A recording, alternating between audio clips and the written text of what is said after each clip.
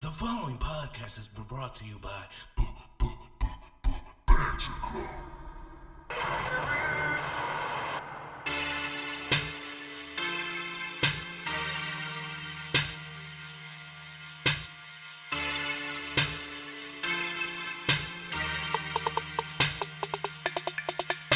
7. I forgot how it goes. You know how it goes. No, I don't. I forgot. Does it go something like, ladies and gentlemen, boys and girls, children of all ages, Banter Club proudly brings to you. It is the Wednesday night war. Golly. And this week was kind of cool, man. I'm gonna introduce myself. My name is the Angel of Death 6XL, the longest reigning Ramblemania champion of all the times. All the times. Bitch. Bitch. Joining me as always. That would be I, your former five-time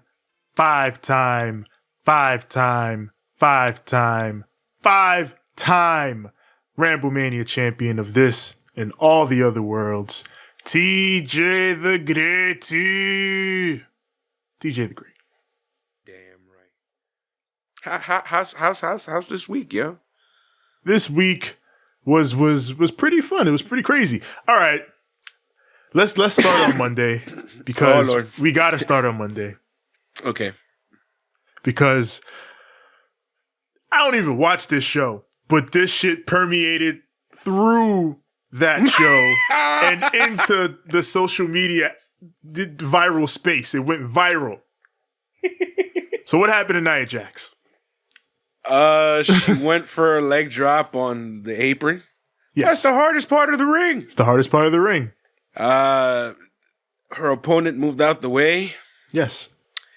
Her cheeks decided to spread. Yes, they did. And she tore herself a new one. Yes. Apparently, she's getting sponsors are trying to reach her.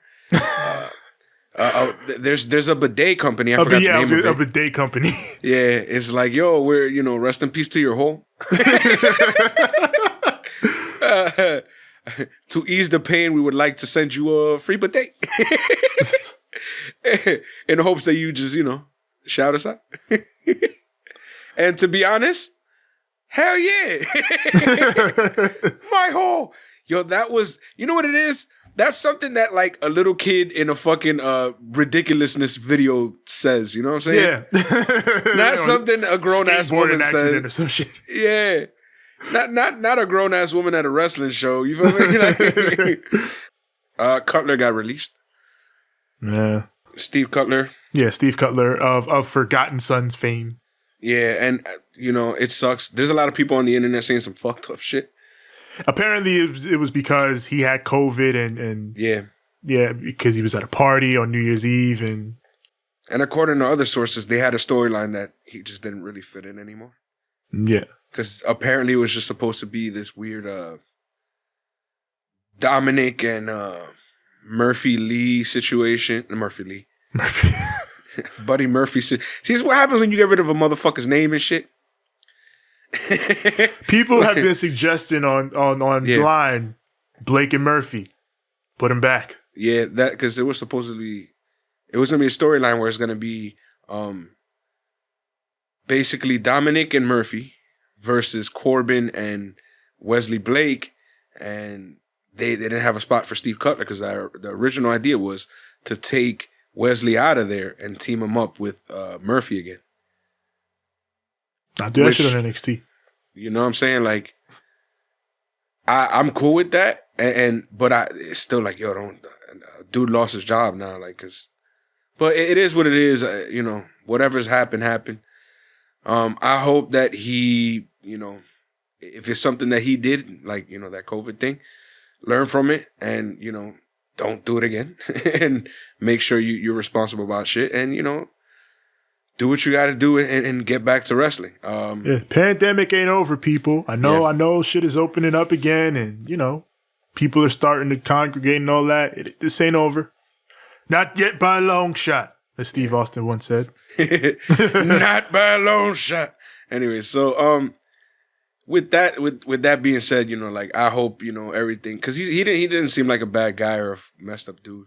The internet's going ham because they're like, you fired the wrong member of the Forgotten Sons. And I'm like, yeah, everybody's like, Jackson Riker's right there. Shit, bro. I was like, ugh. Like me, part of me is like, bro, you was wrong. But, you know, at the same time, it's like, damn, yo, don't say that, though. You know, like, you fired the wrong. And it's like, yo, ugh. It's like, you know, I'm not cool with anything he said. Like, you know, I wanted to punch. I'm not gonna get violent. Let's just say I was upset about the situation. I've never been a big Jackson Riker guy, so I was like, oh, he's a dickhead. Okay, cool. Nah, see, I was a fan of him, so I was pissed. I was like, you said what, mate? You said what? So, you know, because I liked him in Impact. And never Gunner. Fuck Gunner. I thought he was mean looking, you know. I thought he was a badass. He was that was the thing. He was a mean looking dude, but then other than that. Yeah, I thought like that he could have done something eventually. But, you know, after what he said, I was like, fam, you and I are no longer on speaking terms, bro. We not homies, cool. We ain't cool. We ain't buddies, we ain't partners, and we damn sure ain't friends. acting like you are hard, you ain't built like that. See me when you see me. What? Nah, but anyways, just gonna leave it at that. Limitless. Oh yeah, they're engaged. Yes. Good. Beautiful. Yeah, congratulations to me and Yim and Keith Lee. Beautiful. Hey, listen. You know, Fusion Us. That's beautiful, man. We got all the love and respect for you. We're so happy for you. Congrats. We're gonna clap it up to that. And you know, because both of y'all are of the culture. You know what I'm saying? I was gonna say black excellence. So yes, this is Black History. let's do this. Yeah, that's been this week. So let's get to it. It's Wednesday nights. And you know what that means. Let's get down with AEW. Go a little something like this. We're gonna look up. It's up there. No, it's over there. It's gone over yonder. No, it went over there. And then over yonder. Look at my arm fat. Let's banter. AEW Dynamite, as always, from Daly's Place. And we open right on up with the TNT Championship on the line. Darby Allin defends against the bad boy, Joey Janela. Hell yeah. It is noted that this is Joey's first title match in AEW. That's crazy, but it's true. I guess owing to that, this starts out with technical wrestling, which is kind of hilarious because the commentary just talks about, yeah, these two beat the shit out of each other in the Indies. They did a bunch of crazy hardcore shit, and then they just wrestle. And then they have a wrestling match. Yeah. and Jim Cornette is somewhere rolling in his grave. These motherfuckers are killing and exposing the business. I can't do this shit. He's still alive, but we know his soul is dead. Through all this technical wrestling, Darby's maintaining wrist control from the Book of Okada. Mm-hmm. Like Joey's trying to flail out and do turns and twists, but Darby maintains wrist control. Yep. But now they start killing each other. They start doing moves and shit. They start going up top and doing all the crazy shit that they like to do. Almost as soon as they stop technical wrestling, Joey just suplexes Darby on the apron. Yep. And then elbow suicida. Like, all right, now that we've gotten our customary technical wrestling out of the way, let's fucking fight. It's like, yeah, let's start it off. Let's do some wrestling, and but after we done wrestling, let's fucking murder each other. Yeah, and they did. Yeah. Joey's up top. Darby, he yanks his arm off the top rope and sends him outside. So that sets him up for his own suicide dive, and he hits one. Then Joey, he kicks the rope into Darby's face. So then Darby gets revenge later on by kicking the rope in his face. I kicked your leg out of your leg. I kicked your leg out of your leg. Darby, he springboards for the coffin drop, but Joey catches him and hits him with a German suplex. Yep. Mad clean. But then they just start exchanging pinfall center ring, like roll up, backslide. You know the deal. Just back and forth, back and forth. They're on WWE 2K. They keep getting into the yellow zone, each one of them. Yeah. They're very good at it. Mm-hmm. But then Joey just stacks Darby with a fucking pile driver for a 2 count. Like right out of the fucking last pin, he just picks him up and pile drives. Why are you trying to kill each other? It's not that serious. TNT Championship. It's very serious. All right. Very serious. Touche, my nigga. Yeah. Darby, he drops him with the hammerlock, goes up, coffin drop, lands, and Darby retains his title in a really, really good opening match. We're going to stop sleeping on the bad boy Joey Janela like he can't wrestle. He can fucking wrestle. He's very good at it.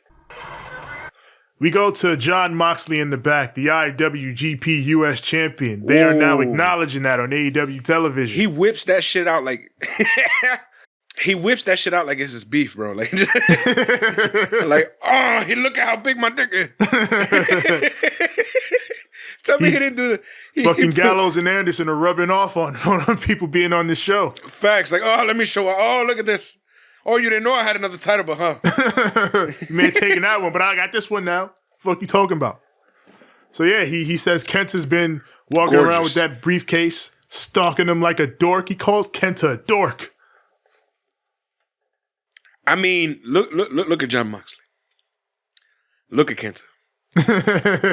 If you line them up, which one of these two looks more like a dork?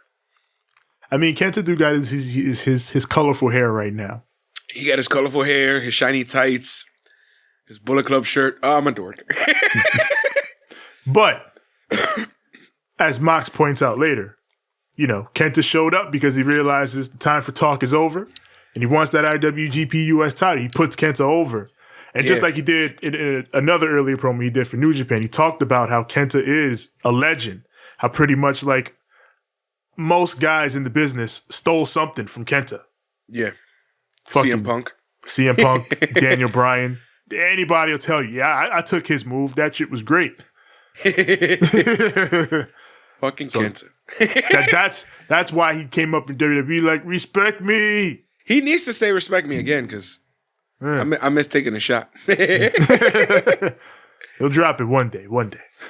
Just hit us with it one time, bro. But February 26th, he defends his title against Kenta. But that's sanctioned.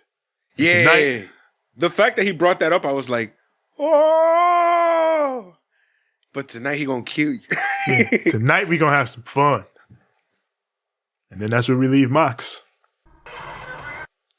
We got Sammy Guevara. He heads into the Inner Circle's locker room. He needs to talk with MJF alone. So everybody gotta go. Even Wardlow goes. Sammy, he gets with MJF and the cameraman. It's just them in the room now. Says, I see what you're doing, MJF.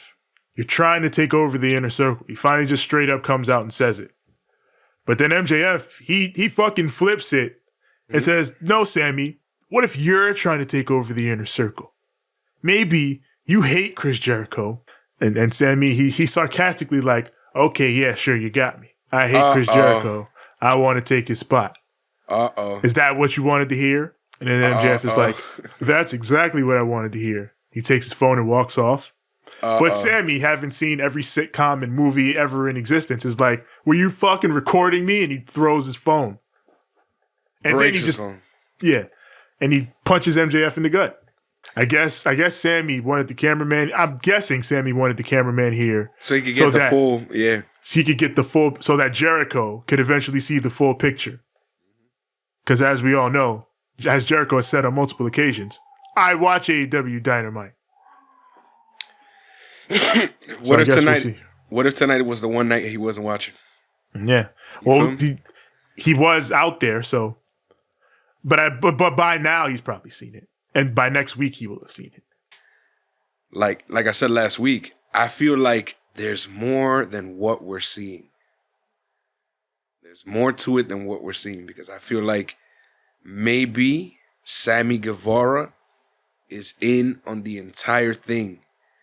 And later Jericho's going to get bit and it's going to be both Sammy and MJF biting him in the ass. It's interesting. I did have that theory for a while. But I also have another theory after tonight. And I'll talk about it later. ECW, ECW. Up next, we got Cody Rhodes and Lee Johnson, big shotty Lee Johnson, versus PPA all fucking day, Pretty Peter Avalon and Cezar Bononi. Cezar Bononi. Cezar Bononi. What? What's his deal? Cezar Bononi. You on the wrong show. You supposed to be on the yellow brand. Nah, man, he's been here. He's been here all 2020 in the crowd and shit. It's his time to get in that ring. I know. It's just funny. Shit, hopefully he can end up the way Ty Conti is ending up and then fucking unlocking new abilities never found in the Performance Center. Big shotty getting here on Dynamite. You love to see it. Yep. Lee Johnson, a mainstay on Dark at this point, just like Brandon Cutler and Peter Avalon themselves were. Job after job after job after job. Will Hobbs wasn't a job after job after job, but both of these guys were two guys that when I was watching Dark, I was like, I like these guys. Yeah. So I'm glad he's on TV now, at least. Yeah. You know, because I'm like, well, Will Hobbs been here. Like, what happened? And then another good thing is now he's definitely going to show off his talent and how good he is. He gets a really good sequence in here with Peter Avalon before, Bononi comes in and plays Haas because, god damn, this dude is tall. Tall as because wasn't he like a baseball player or a football player or some shit? Something like that, yeah. He did some type of sport. And he's an athlete. Yeah. Yes. He fucking pump handle throws Cody. Beast. I love a good pump handle throw. Right into the pip. right into the pip. Like if the pip was a fucking table or if some it just shit. appeared from the void. And like it's a table or some shit. I'm going to look up what Cezar Bononi has done in the past. Yes. Go ahead. But we come back from the break. Cody he hits the hot tag, the big shotty. Corkscrew dive on the Cezar Bononi. Hits a neck breaker in the ring. That gets a near fall. Avalon goes for the martinis, but he dodges, rolls Avalon up, and gets the 1, 2, and 3. I was almost about to say, he got him, just for the fuck of it. He got him. He did get him. Yeah, he got him. Yeah. So, yeah, Cody and Lee Johnson, more importantly, get a win here. Lee Johnson's first ever win in AEW. He has this promo with Tony at the end of the match, even talking about, 0-29 all the way to 1-29. And he talks about how Dustin and QT and everybody in the Nightmare family helped him get to this point. And, he owes everything to them. It felt real WCW Saturday night when, a lower card guy gets a big win. Tevin, I got a gimmick. Okay. All right. Prior to his wrestling career, Bononi played American football for Sao Paulo Storm in the Brazilian Football League, being named to the Sao Paulo state team at the All-Brazilian team. What the fuck does that mean? Anyways, yeah, he's a former football player. Oh, American football at that, huh? Yeah, but in Brazil? Yeah. I ain't know yet. What? I didn't even know they played American football in Brazil. In Brazil. Yeah, that's what I'm like. You what, man? I got football out there. Hey, football is soccer. Fuck you. I'm sorry, but they did it first. Football. Football. Fuck it. But, yeah. You don't even play with your feet in American football. There's one kicker. What? Yeah. Like, fuck. You only ever see the kicker 4 or 5 times a game. Every other time someone's throwing the ball with their hands, it's not football. Yeah. It should be called fucking, I don't know, fucking aggressive ball or some shit. Aggressive ball. Pause. Lee Johnson. It was good, yes? Lee Johnson, hell yeah. He whooped ass. That little promo at the end was kind of weird. Yeah, he seemed like he was getting, he didn't really know. I guess he really didn't know what to say. He seemed like Lucha things. Yeah. Yeah. But he said that. The first thing he said was, Tony, I really have no words. But I guess he tried to cut a promo anyway. Yeah. It's like Lucha things and then runs off. Yeah. But I mean, the intent was there. We want to make Lee Johnson a star. So I appreciate that. I feel like he will be. Yeah. He's got all the potential in the world. He's one of those guys that he moves in the ring like nothing weighs, if that makes any sense.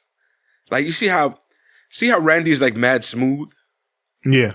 You know who I could compare him to probably? Kofi. Where like he moves around and it's like it's easy for him. You feel me? And it's not, it doesn't seem like he's trying to like figure shit out. It's like, all right, I know exactly where I gotta be, I know exactly what I gotta do, boom, boom, boom, boom, boom, boom, done. You feel me?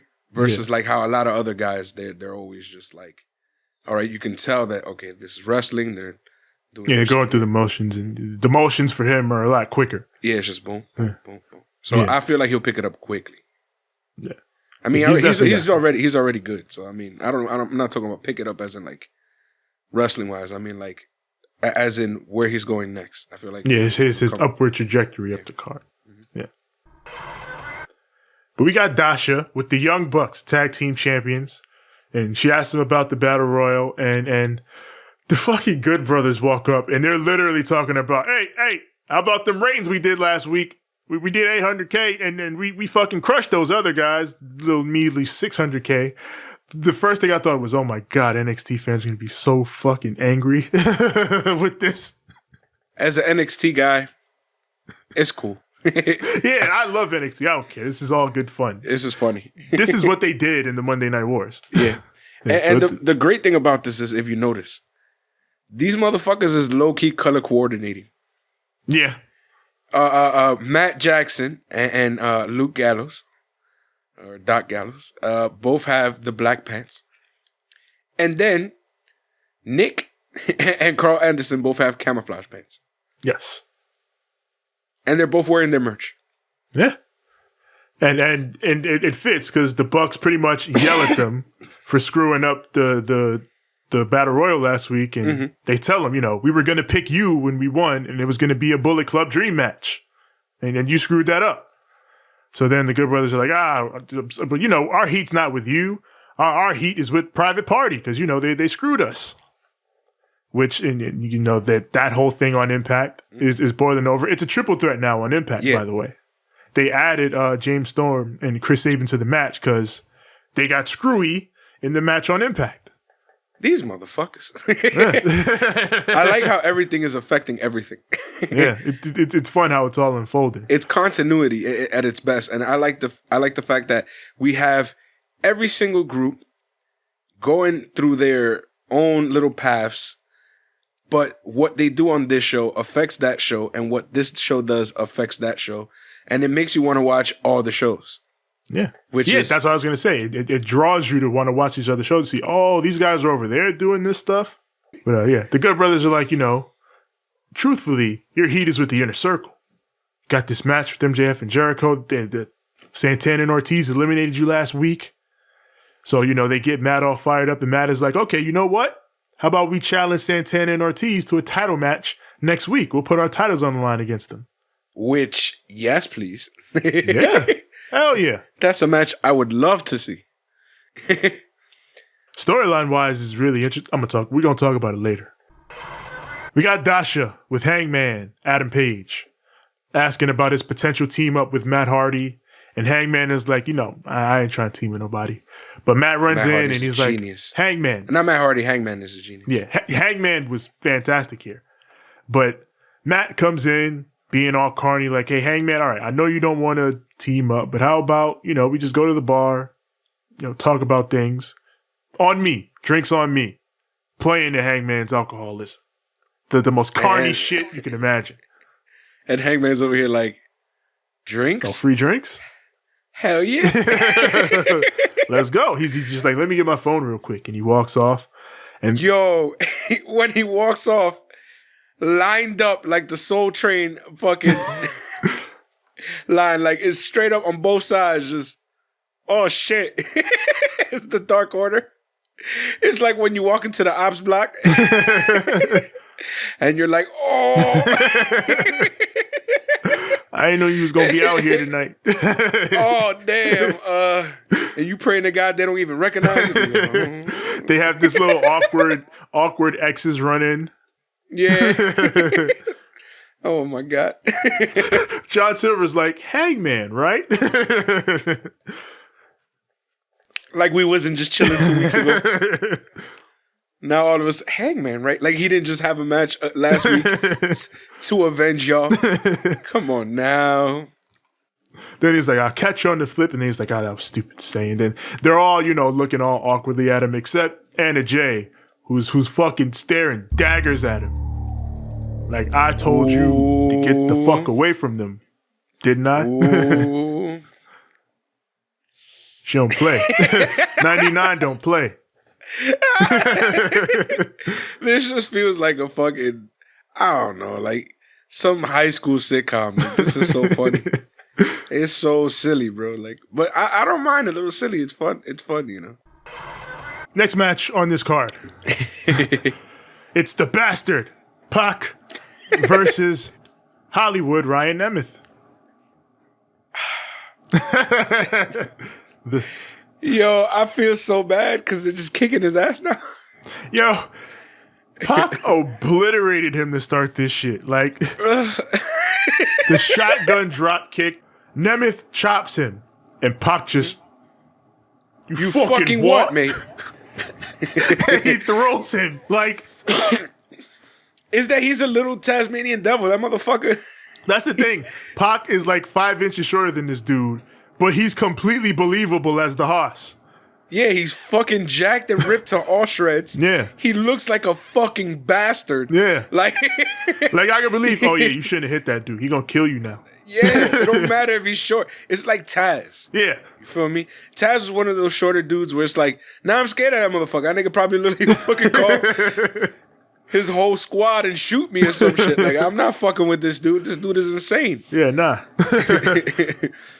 And that's how I feel about Pac in this match too. Like he's a little fucking devil just whooping this guy's ass. He moves too fast for you to catch. He's aggressive as all holy hell. And he hates everything. I love this guy. Pac stomps him to death in the corner. And then after he stomps him to death, Ryan Nemeth just dies. I love the sell. Like, he just crumples and dies. And Pac just looks down at him like, oh shit, he's dead. Okay. he's Ziggler's brother. Yeah. So he just pulls him in. He pulls him over, hits the Black Arrow, Brutalizer, and that's it. Pac wins. People are going to get mad at me for this. I said it last week as well. I like his selling better than Ziggler's.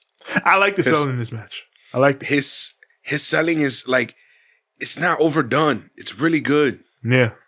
He'd probably be a very good foil for like any like big baby face. Yeah. I would start fucking bigging him up slowly because he looks like he can be a big deal. But we get a recap of the disaster that was Kip Sabian and Penelope Ford's wedding. Damn, I still say they could have done more with that. Yeah. But Miro, he's furious that after I made you a servant, after I put you by my side, I made you my best friend. He says, I made you my best friend, my servant, after I did this for you. You betrayed me. You made me your bitch, and I'm supposed to be happy about that? Fuck you. Says he's going to put both Orange Cassidy and Chuck in the hospital alongside their other friend, Trent. Okay. And then it cuts to the best friends, and it's like, of course you're going to come out of the cake. And they just drink some champagne, chilling. Chilling. And then fucking Chuck has this funny pink shirt. Yeah. Yeah, I think that's their Valentine's Day shirt. Oh my God. It's so funny. I love Chuck Taylor and Orange Cassidy. They don't even got to say much. Yo, they just chilling. Their vibe is the best vibe. Yep. They remind me of Bruh Man. Oh, deep. Orange Cassidy has tremendous bro man energy. Bro man, what you doing? None. Chilling. How did we not make this connection? Yo, the fact that he appears from out of nowhere. This is the clip. Bro man is in the box. Because remember, bro man will always come from the goddamn window for no reason. Orange Cassidy appears from nowhere all the time. Open a closet, Orange Cassidy. Open a random ass door, Orange Cassidy. Out of a cake, Orange Cassidy. He's bruh man, bro. Orange Cassidy is bruh man from the fifth floor. No wonder. It all makes sense now. Oh my God. Eureka. Light bulb. We got Dasha with the Inner Circle, but MJF, like, they're going to cut a promo about the match, but MJF, he runs up, his ribs are taped now. Mm-hmm. And he's complaining like, Sammy, didn't you see Sammy? He hit me, punched me in the gut. And Jericho's like, are you serious? You got a match. What the hell is going on? So they can't deal with it now because they literally have to go wrestle. So they go out to wrestle. Music starts playing. Oh, we gotta go. Yeah, we gotta go. Here's what makes me laugh, right? In wrestling, and they're low-key just brought this to my attention, and I've noticed this. In wrestling, gets punched and kicked a few times backstage, dead. In the ring, gets punched and kicked a few times, fights back. Well, sunshine. When you're backstage, you're in a vulnerable state as you're not prepared and you're in street clothes and you haven't warmed up and done your calisthenics pre-match as opposed to when you're in the ring and you have done all those things and you're more prepared for an assault from an opponent. Let me tell you this. This man started the static. He started the static with a man, right? If you start in static with a man, you are more than prepared. You are saying, yo, we popping off right now. Well, you feel me? So if you start in static, then that's what you're supposed to do. But in this, in wrestling, oh no. If you start the static, you tend usually getting your ass whooped. Unless you're Stone Cold. Or John Moxley. Nah, even John Moxley, when he starts the static, he usually gets beat the fuck up. Or he fights. So no, John Moxley, if he gonna fight, he gonna fight. John Moxley, he bout his shit. Yeah, so here's the thing. Even the heels, if you start the static, you better be ready to throw some hands. And if you get your ass whooped, you get your ass whooped. But I mean, like, you'll be all right. But for some reason, they're not. What? Well, in this scenario, and shit, did this man call a man on the other show? Because it's similar scenarios. He faked like he was ready for the static, got his ass beat, and then went out and faked an injury. Yes. So did this man call another man on another show? Like, I had this idea. Hold on. I guess you can say MJF found his way. God damn it. So where were they going without ever knowing the way? Who knew it would be in the first hour this time? It's going to be all over the next episode, I'll tell you that. Yeah. MJF and Chris Jericho versus the Acclaimed.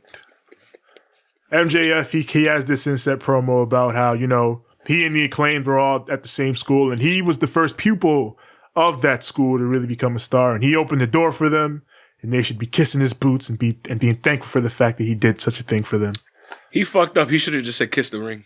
Yeah. But he got angry. Because, MJF, he gets angry at shit like this. But then Caster comes out, he does his bars. And his last bar, where he talks about MJF, his Rosie O'Donnell appearance. Yeah. That's a good one. That's how you end these. Bar. See, but here's the thing, right? We were talking about this earlier. I kind of like his stuff on Dark better. His regular songs. Yes, because he has a regular voice when he does this shit. He just kind of like, he's chill about it. And it feels like himself. Versus when he's on, Dynamite, where he doesn't feel like, he feels like he's trying mad hard. And I realized that that's the difference between the stuff that you see that is like pre-recorded versus the stuff that he does live. Like when he's live, he kind of sounds like he's whining and complaining. And he's not. It's just that's just his voice. But when he kind of like monotones it out and he's just doing that weird like he's rapping in his promo voice. Yeah. It doesn't work. It's like you gotta rap the way you rap. And when he raps the way he raps, I'm like, I like that shit. And even though we say all that, in the ring, these two, amazing. And they've always been good in the ring. Day one. This match I thought was really good. If MJF's ribs, he's bullshitting the injury. But if they were hurt, they got a lot worse because fucking rib tape is a target, dude. Yep. Fucking DDP wore that shit for years because they kept working his ribs. It was a chicken and egg effect. It was a loop. Yep. They kept working his ribs because he always had the rib tape on. Yep. I was going to say, like, that's one of the things that they did the most. The moment they saw him with injured taped ribs, they just attacked it. That's the first thing they went at. The moment they saw him was just ribs. Yeah. Thanks for the bullseye, asshole. That reminds me of Eminem. Thanks for the support, asshole. So, contrary to this, MJF, we go into the pit with the Acclaimed on top. We come out of the pit with MJF and Jericho having made a comeback with the heel abdominal stretch where MJF has got the abdominal stretch on in the ring and he's reaching out for leverage and Jericho's pulling him for that leverage that, all the heels would do back in the day. So Aubrey, she does the old school kick their hands apart like, hey. And then the inner circle on the outside, they start trying to interfere. Ortiz, he tries to interfere, but he gets sent out. But that sets Jericho up to hit the line. I thought it was Sammy at first. Oh, that tried to interfere? Yeah, because he had his hood up. Yeah. And I didn't see. I'm like, who's that? I was like, oh, it's probably Sammy. Why are they trying to put a hood on Sammy? Yeah. And it wasn't. Because then the announcer's table immediately says, oh, and Ortiz goes up. And I'm like, why did he have his hood up? Yeah, he was wearing it the whole time out there. Yeah, like, put it down. Now we can't. Now we think it's somebody trying to run in. What is this? Yeah, but it was Ortiz all along. It was me. It was me. It was Ortiz all along. But Jericho goes for the lion salt, but Caster hits him with the boombox. Mm-hmm. He fucking nailed him with that shit. And the near fall off this was good. It was a 0.9. Jericho, he waited to the last moment for that. Mm-hmm. They go for a claim to fame, their finish, but the inner circle, they finally utilize their numbers and get enough interference going for Jericho to hit the Judas effect for the win. I thought this match was really fun. You know what I found hilarious? That double step over the chest gimmick. That Jericho and MJF did. Oh, they're twins, bro. Fucking the execution of it, the way they both looked at the camera, they're so fucking good.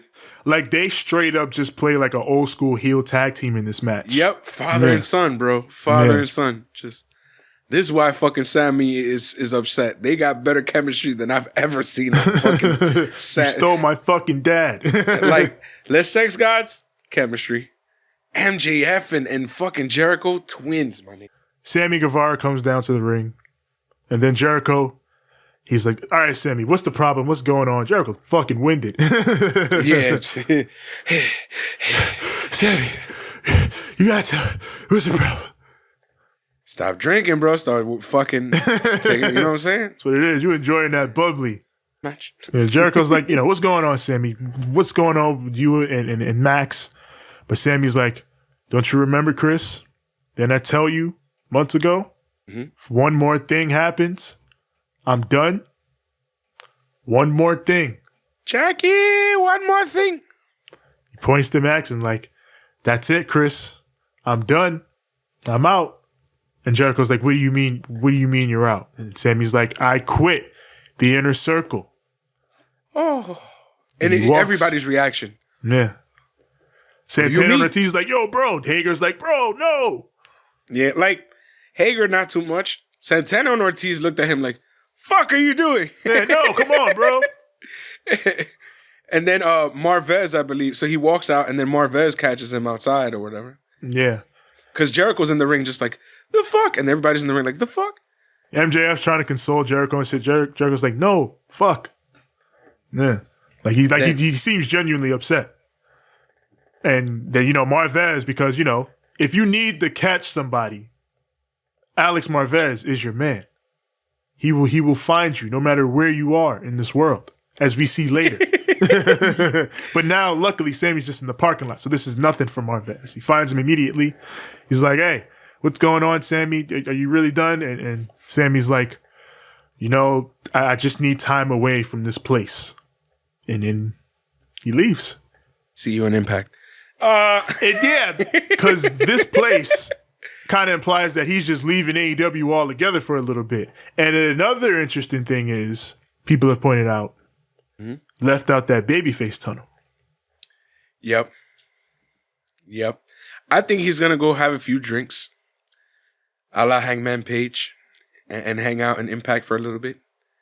Huh? Then when he comes back, oh my God, Sammy Guevara. And either he's going to fuck it up for Jericho or he's going to fuck it up for MJF.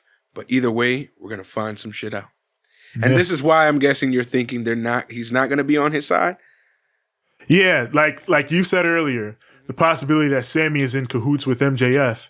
I'm sort of starting to think that Sammy is actually in cahoots with Jericho.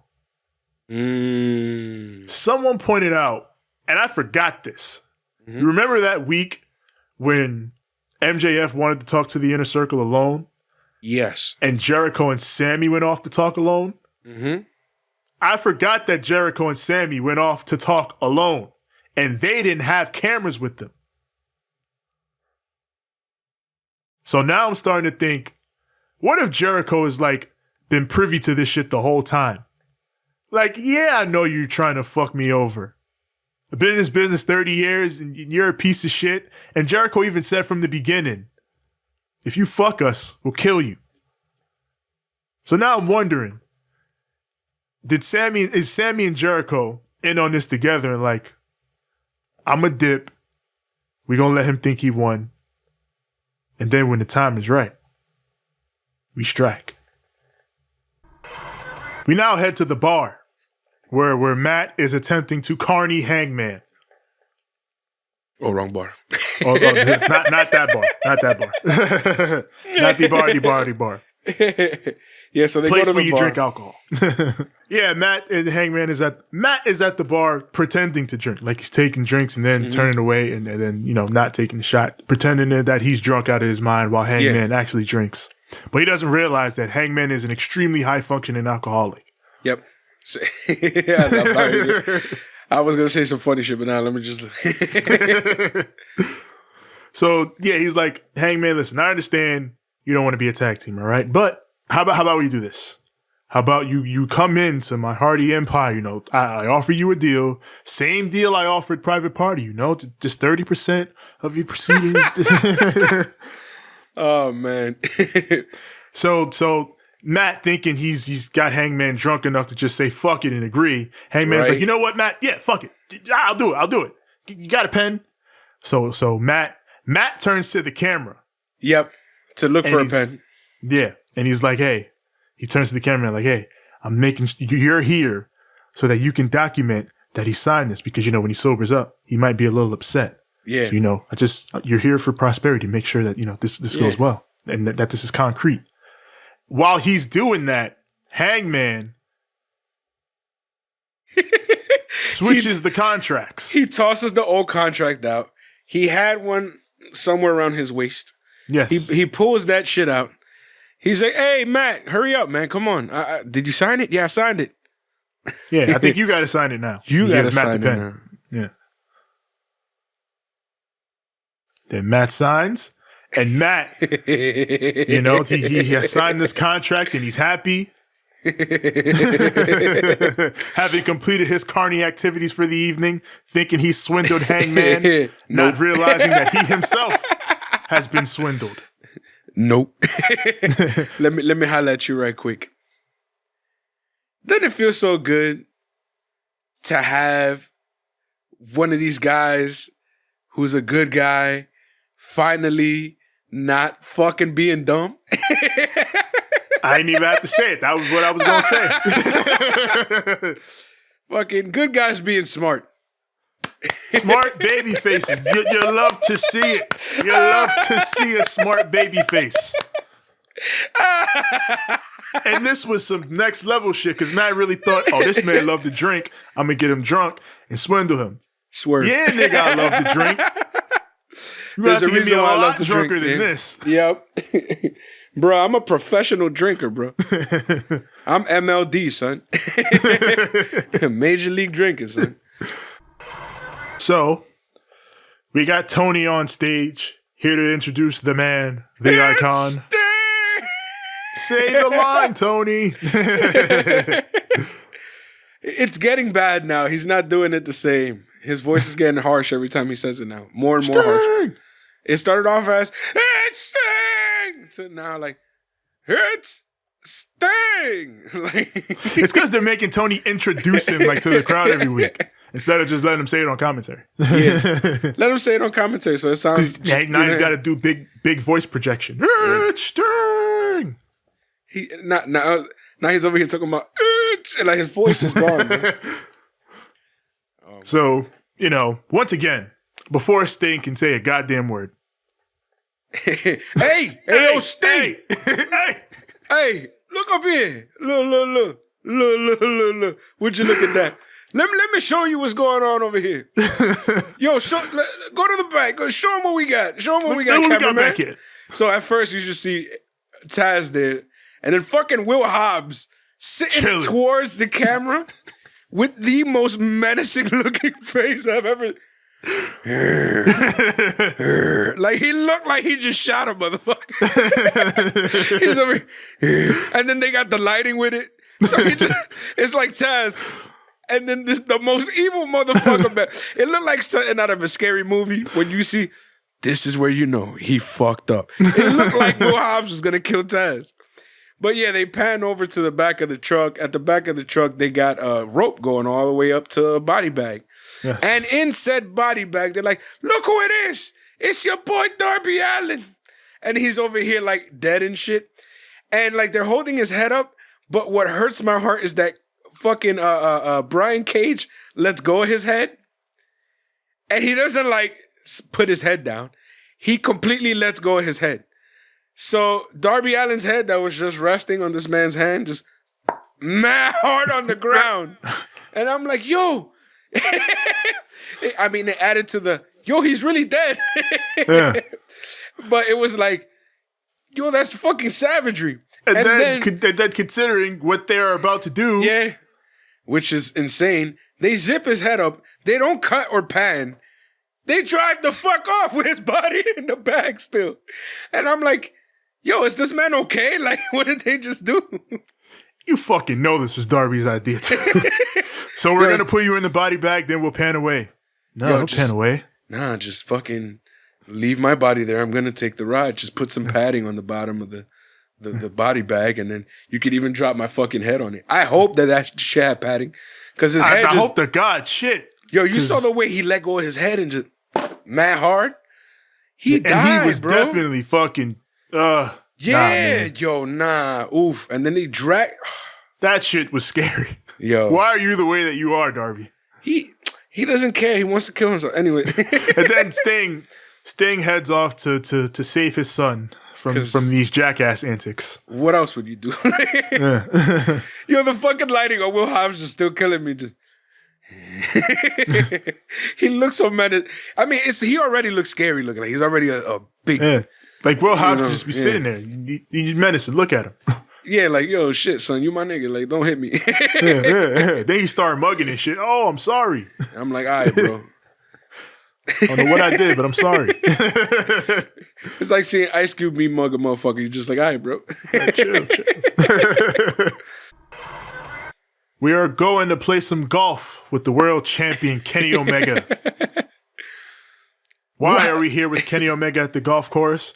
Because Alex Marvez needs an interview. Yo, Alex Marvez, ladies and gentlemen, the best journalist in AEW. He finds everybody.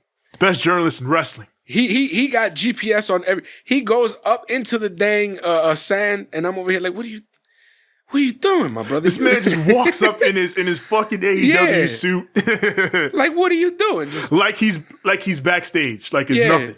Nothing. And Kenny Omega's obviously like, yo, I'm trying to fucking play golf. Like, yo, what the? How'd you even find me out here, yo? Yo, I'm playing golf, man. What do you want? And Alex Marvez hits him with the, hey, well, shouldn't you be preparing for your match? And Kenny Omega hits him with exactly what I would have said. I'm the greatest wrestler in the fucking world. Are you fucking stupid? Like this is how I prepare, man. I clear my mind. I get my brain off of it. And I go have a match. And then the funny thing is, right? He does his little swing. He hits his shot, right? And he, the ball flies up, but it goes way out of the fucking... way out of there, son. Fucking Happy Gilmore's the shit. That's not how you do it. You don't just fucking beam the shit to Puerto Rico. We've all played Wii Sports. Like, come on. And even if you haven't played Wii Sport, you probably been somewhere like where there's golf and shit.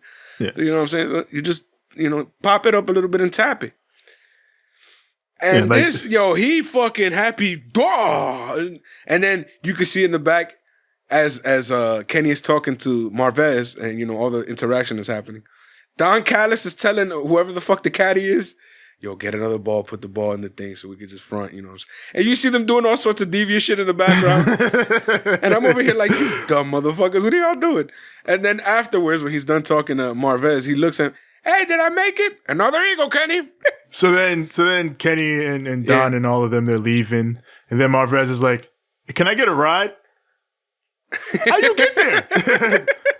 I guess he can only teleport when he has the interview, but he can't teleport away. You can only do it once. Either that or whoever was running the truck was like, yo, I could take you there, but I got to be back. I got to head back. This is too far. Yeah, like way too far. Like, how am I going to pick up whoever the fuck I'm supposed to pick up at AEW? And he's like, all right, well, I'll just catch a ride with Kenny. Kenny's my friend. And Kenny's like, get your own fucking ride. So Kenny Omega, they're going all in on this. Kenny Omega is Michael Jordan now. That's his gimmick. Absolutely. Yeah, they're going in. Oh, man. This is great. Yeah. Time for the Women's World Championship Eliminator. We head to the American side of the bracket. Thunder Rosa versus legit Layla Hirsch. Now, you know how I feel about this girl's theme song. Yes. Layla Hirsch. Female Kurt Angle. Female legit Taz. Layla Hirsch. You feel me? It's like she's over here murder motherfuckers. Why is her theme song some soft-ass, pop, rocky-ass bullshit? Like, you got to give this girl, like, when Kurt Angle was around and he first came out, he had the da-da. But even that was like, it felt epic, Yeah. Like somebody epic is coming to the ring. Taz had crazy theme songs his whole career. He had the Beat Me If You Can't Survive If I Let You song, which was legendary till this day. Then he had that cool, the I guess you would say, I don't know, the little lifeline gimmick, the beep, yeah, beep. The shield, the proto shield song. That one is, and that one's a mean song. Then after that, he had the I guess you would say, So You Wanna Be a Rock Superstar remix within his other song, Just Another Victim. Or you could just I'm gonna just call it Just Another Victim. Just Another Victim. That's how it says all the whole song. Just another victim. Oh. And that song was dope. So it's like, why this girl got some like whack ass song, bro? She looks like a badass. She feels like a badass. Give her a tough song. Shit, if I need to produce it, just give me some guys. Give me some guys. With some instruments. And then I'll tell them, all right, we're going to play this like this. Do this like this. And we're going to make us an epic ass song for Layla Hirsch. She looks like she needs a badass song to match her badass attitude. She looks cool as hell. Yeah, she's great. I love Layla Hirsch. Into the wrestling of this match, because of course, I mean, when you got Thunder Rosa, who can do flippy dippy hurricane run and shit left and right, and then you got Layla Hirsch who can toss you and make you flippy dippy, it's like you're gonna have a good match. Layla showed some flippy shit in this match too. She did too, yeah, of course. But that, look at her size. She's got, she can move, you know what I'm saying? Yeah. She had a tope in this match, and she goes for another one, but then Rosa gets back in the ring. So then Layla just traps her in an armbar. It's the duality. If you're going to escape my flippy shit, you're going to get put in these submissions. You're getting stretched now. So then Rosa fights out. She hits the middle rope neck breaker, and fucking the bump. Since Layla Hirsch is short, she's short enough to bounce off taking this neck breaker off the second rope and just go like halfway into the air and then crumble down. That should look crazy. Yeah, she looks mean when she crumbled. That was brutal. Yeah. So we come out of the pip. Rosa hits a shotgun drop kick, which that was like the fourth one I've seen on this show. Because Pac hit one. I think Darby hit one in the opening match. Just a lot of shotgun drop kicks. Everybody want to kill somebody. Everybody want to die. Yeah, there's no Big Shotty won a match, and everybody was like, "Oh, tonight is the night." Yeah. So Layla makes a comeback. She goes up top for a moonsault, but Rosa gets her knees up. Layla pops up and tries another moonsault, but then Rosa just dodges it. She goes for the Fire Thunder Driver, but it gets blocked. Layla gets an armbar, but Rosa power bombs her out of the armbar, then hits the Fire Thunder Driver, and she advances in the tournament. Every match on this show, I feel like, so far, has been very good.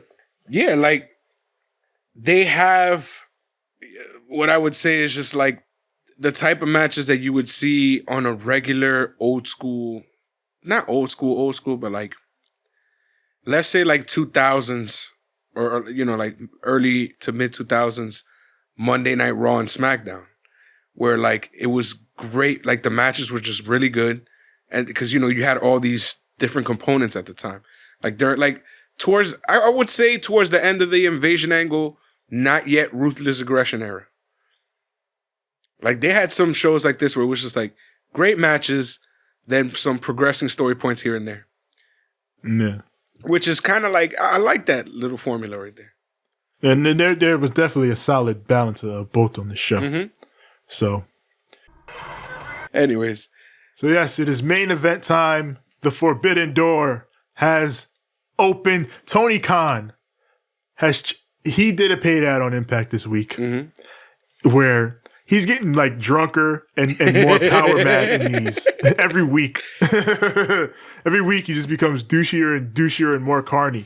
This week he was like, everyone kept asking me about the Forbidden Door. Tony, when are you going to open the Forbidden Door work with New Japan Pro Wrestling? Then I realized the Forbidden Door was me.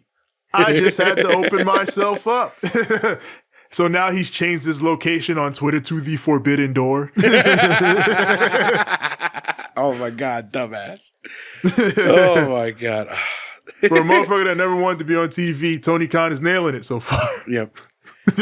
He's just having fun with it. He's like, fuck it. People want to see me. I'm just going to say stupid shit. Back to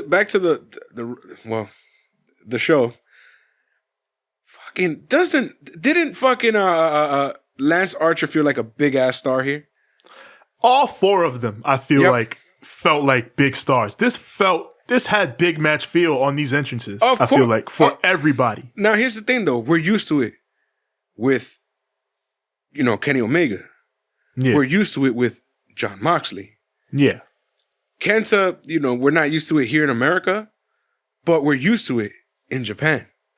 Yeah. Lance Archer, you know, in Japan, he was pretty big, but we weren't used to it like that. And to now see him like, yo, he's a big deal, bro. I like that. Yeah. It's like, he came out with the whole gimmick. Now that the Forbidden Door is open, it's like we can give all the New Japan shit back to these guys. We can talk about the titles. We can talk about the history. We can do all that shit.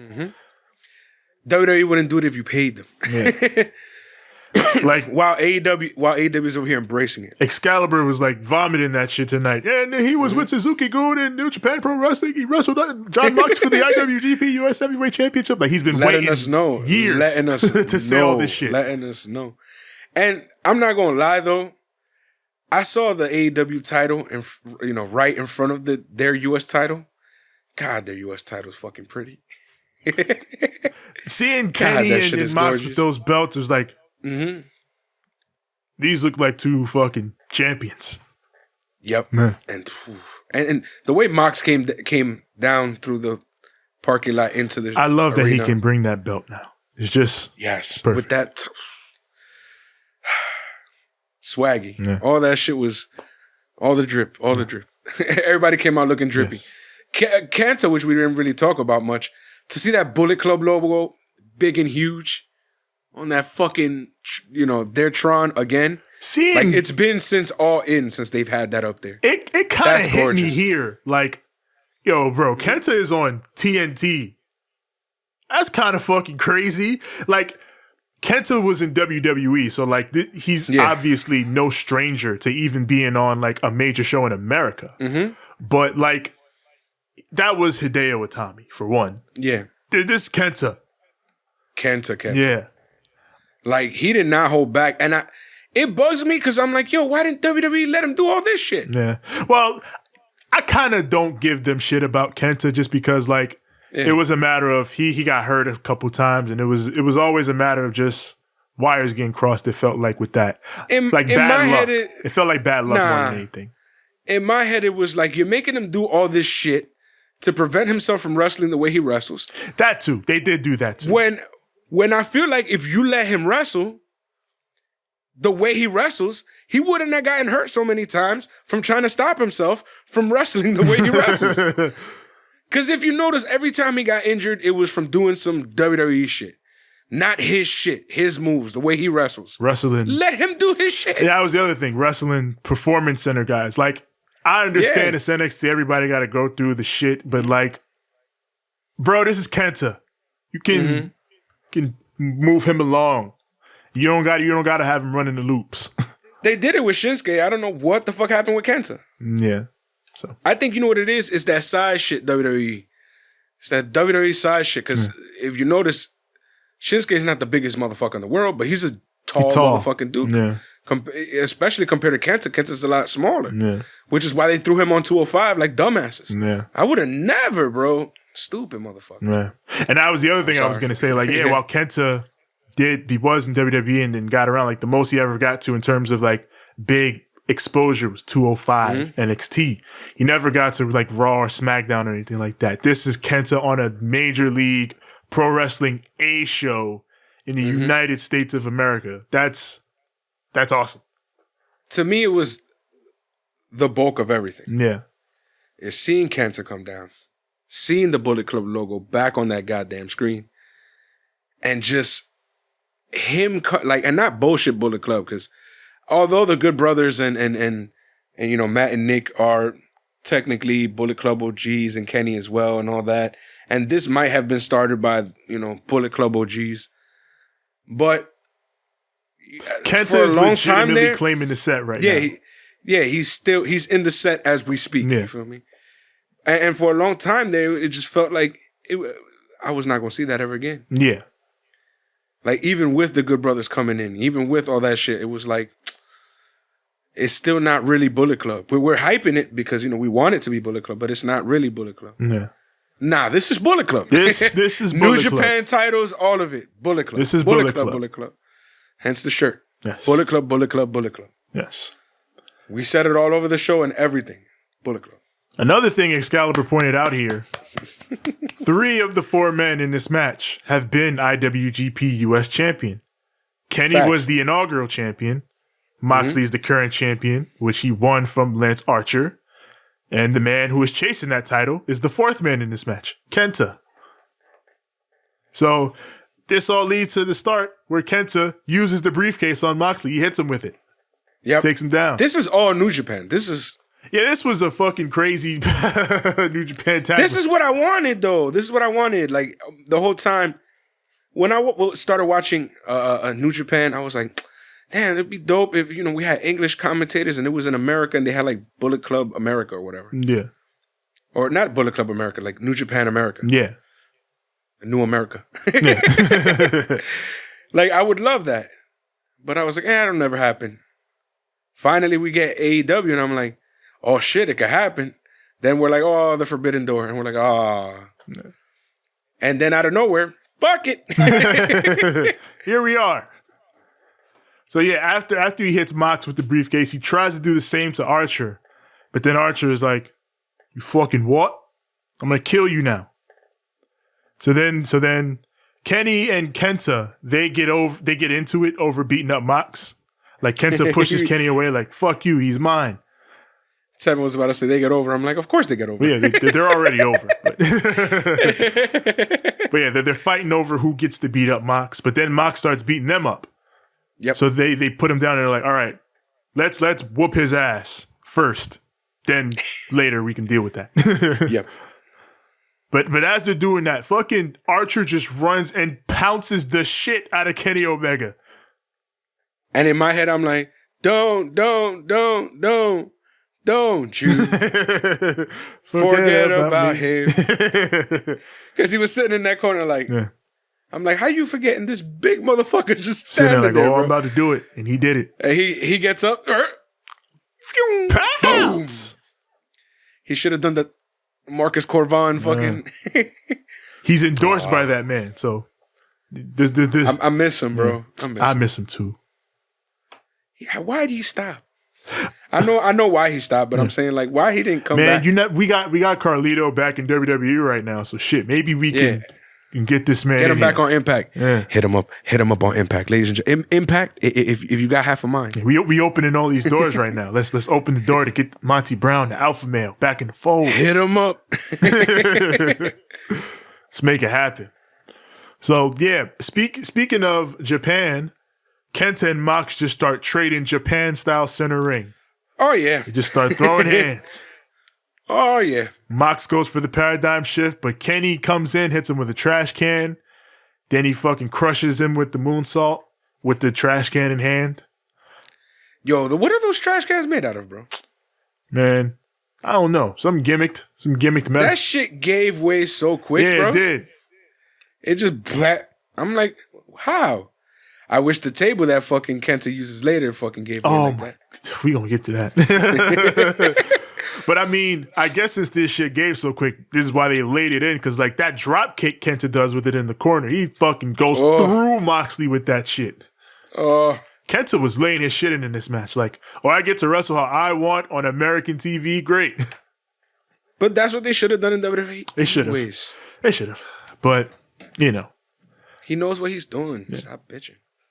Archer gets I need a t-shirt that says stop bitching. Stop bitching. Archer grabs the ladder. He bounces Kenny off of it. Mm-hmm. And during the break, they start brawling in the crowd and shit. During the break is where this match leaves the ring because it's false count anywhere. Kenta and Mox are fighting in the ring. They get to the crowd. Pretty Peter Avalon is in the crowd, and he's got his little bed out there where, you know, he's usually chilling at watching the show. Yeah. Kenta's like, yo, I'm going to use this shit. Fuck out my way. And he gives Kenta's a savage. He gives PPA the GTS. You shouldn't have been in the way. Shouldn't have been. He wasn't even talking shit. He was just in the way. He shouldn't have been in the way. That's the type of time Kenta is on. Don't be in my way. Yeah, where Dexter Lubin's over here like, don't talk shit. Kenta over here like, just don't exist around me, period. Fuck you. Dexter Lumis gonna give you a chance. You can exist, but you can't talk shit. Yeah, they fight into the crowd. Mox and Kenta fight into the kitchen. Yeah. Fighting on the buffet tables. I have no idea how they got there, but okay. Yeah. Yeah, they just cut to Kenta and Mox in the kitchen. They're in the kitchen. What? Yep. Fucking, was it, I forgot who. Somebody's head gets smashed up against a fucking Pepsi. Oh, yeah. I think it was Kenta. And I'm like, there goes CM Punk. Yeah, there he is. There's your CM Punk.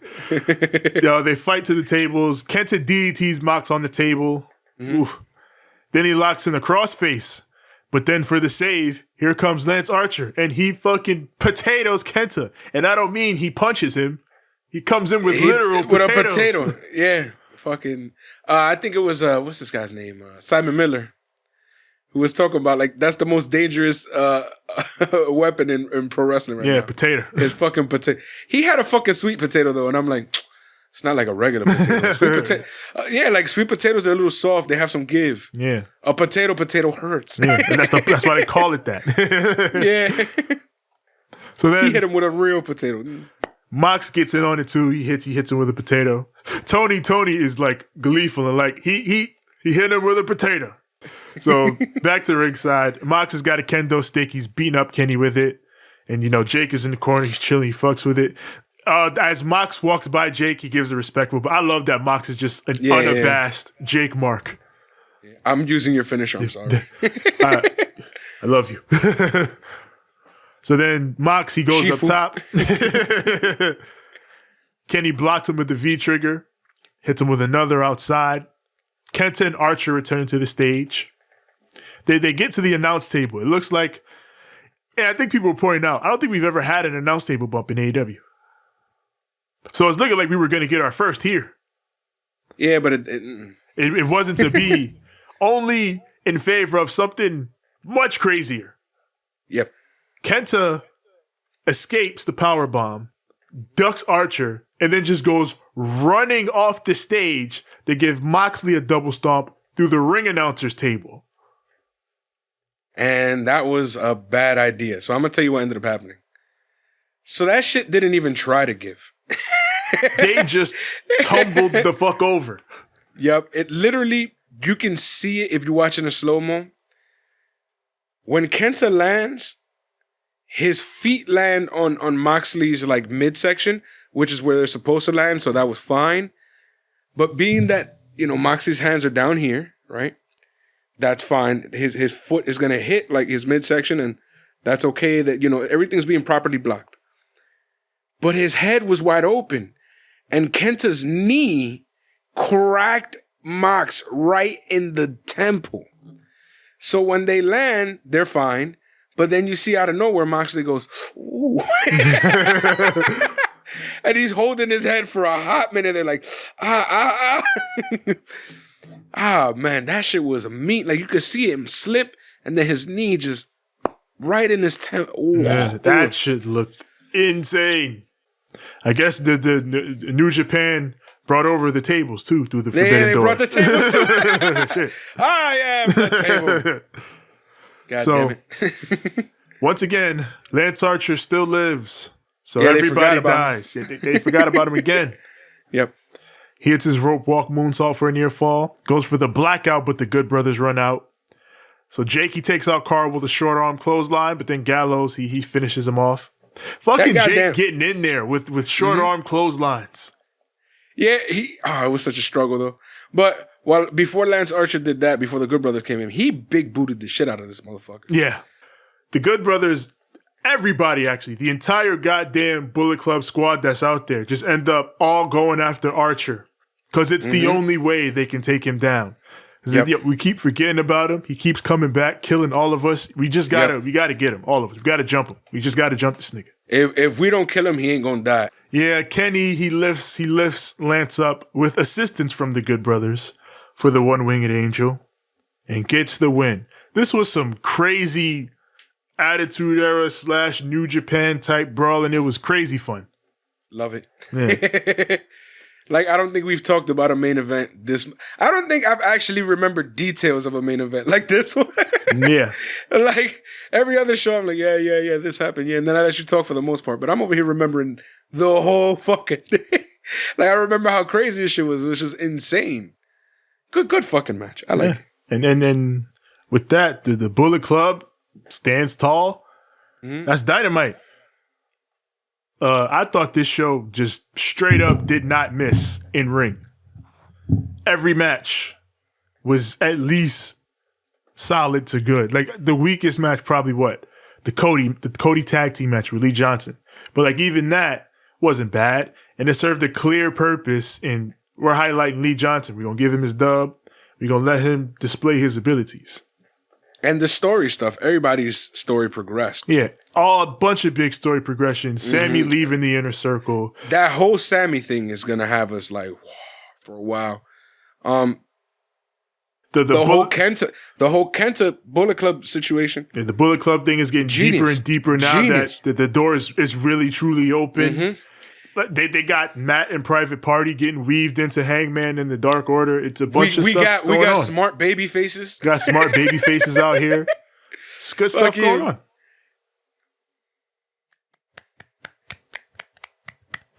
An enjoyable show. Yo, NXT, they set you up. They gave you a good ass go home show. Yeah, good shit. Not to say that your go home show wasn't good.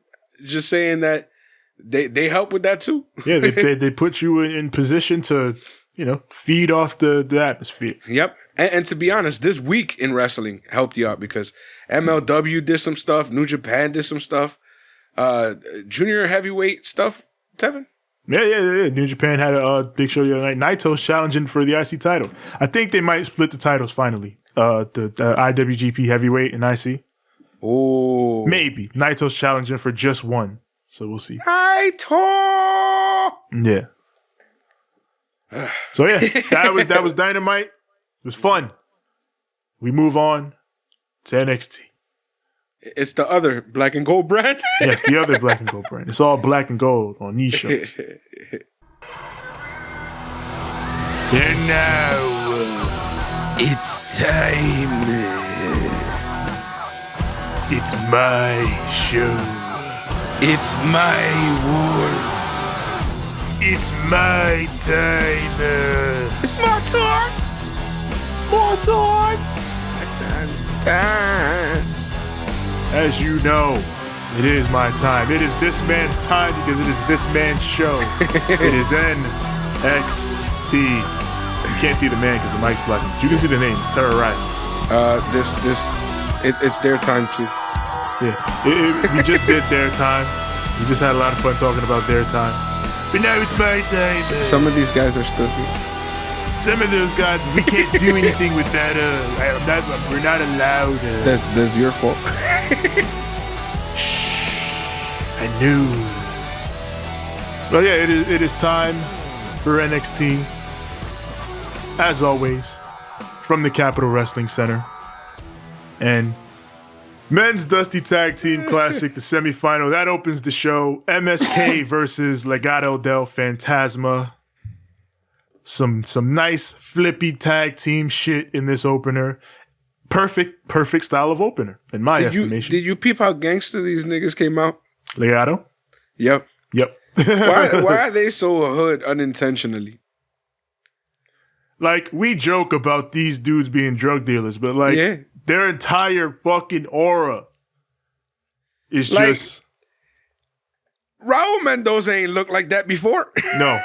Not at all. Not even close. Raul Mendoza looked like a regular ass dude. Joaquin Wilde, we remember what a douchebag weirdo that guy used to look like. Yeah.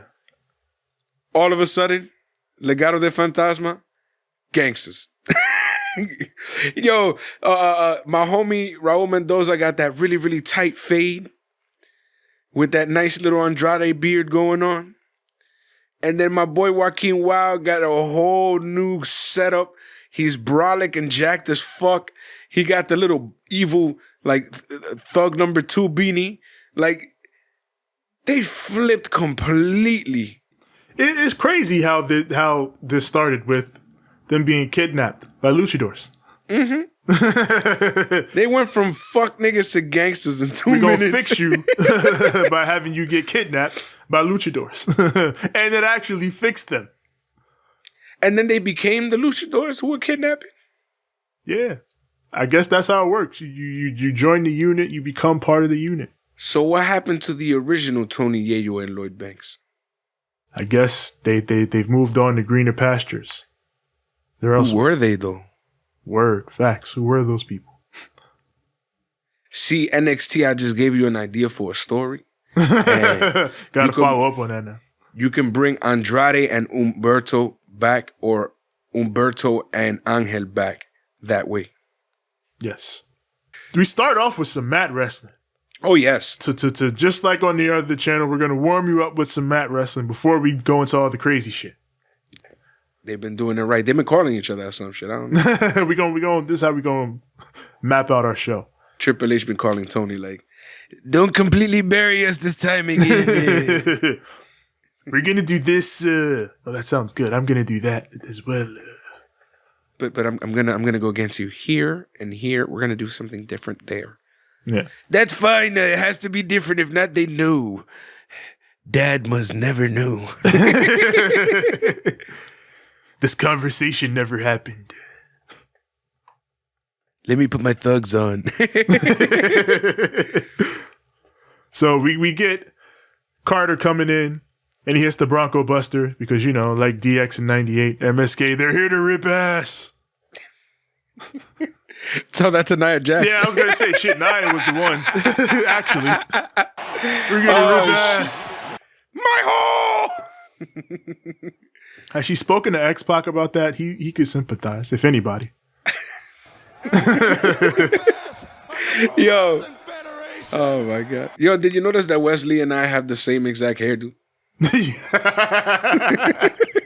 Now I do. Well, put him in the game. In the next WWE game, put him in, and then I could just whoop. Yeah. It'll make things so much easier. I've been using the Enzo braids because if I braided my hair, that's what it would look like. You know, because I don't have much hair on the sides, it's just on the top. So, but you know, if they add this man to the game, I don't even have to worry about it. That's my exact haircut. Yeah. So we got Legado hitting some double teams. Carter hits the ring, runs wild, but he gets cut off into the break. We come out of the pip. MSK make their comeback.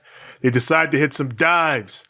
As Carter, he stands on the apron and then does the gyroscope moonsault where he pushes him out onto the floor. That looked cool. It looked like a little tornado sideways. And then Lee followed it with a tope con hilo. Also looks like a little tornado sideways. So we go back to the ring. Legado comes back, and Mendoza hits a fucking springboard poison Rana for a near fall. Why is he here?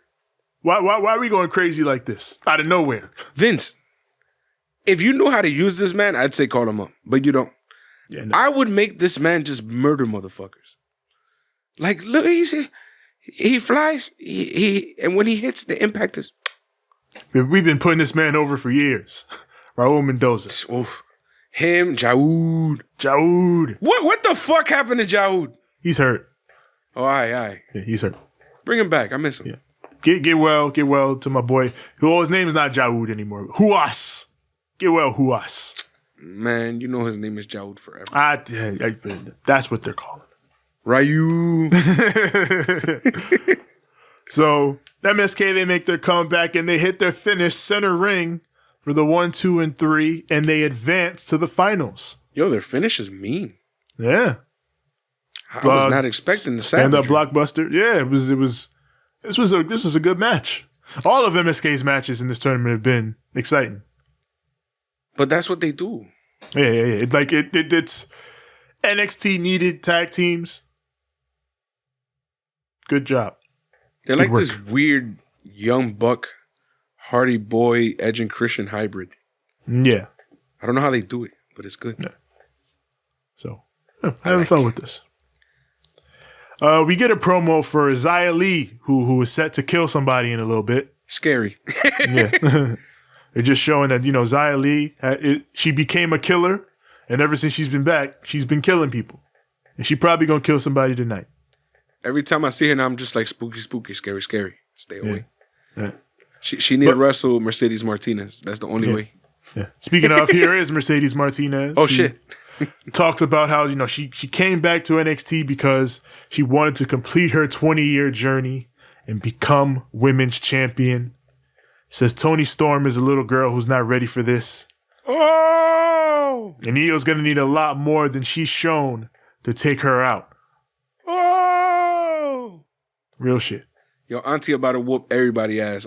She's not playing. I'm ready. Remember that power bomb into nothingness? Yes. Rhea murdered her. And she's back from that. She came out of the void and now she's back. Look at her. That's how you know she's tough. She's tough. When you return from the void, you tough. She hort. Yeah, Xia Li is here to kill aforementioned jobber. With a sword. But this one, she lands a hit. Yes. The other two didn't land hits. But she lands a hit, but only because KC Squared comes down to the ring. Because they want to talk to their friend. If you remember, they're friends. Or they were. Now, here's where my memory of things gets a little hazy.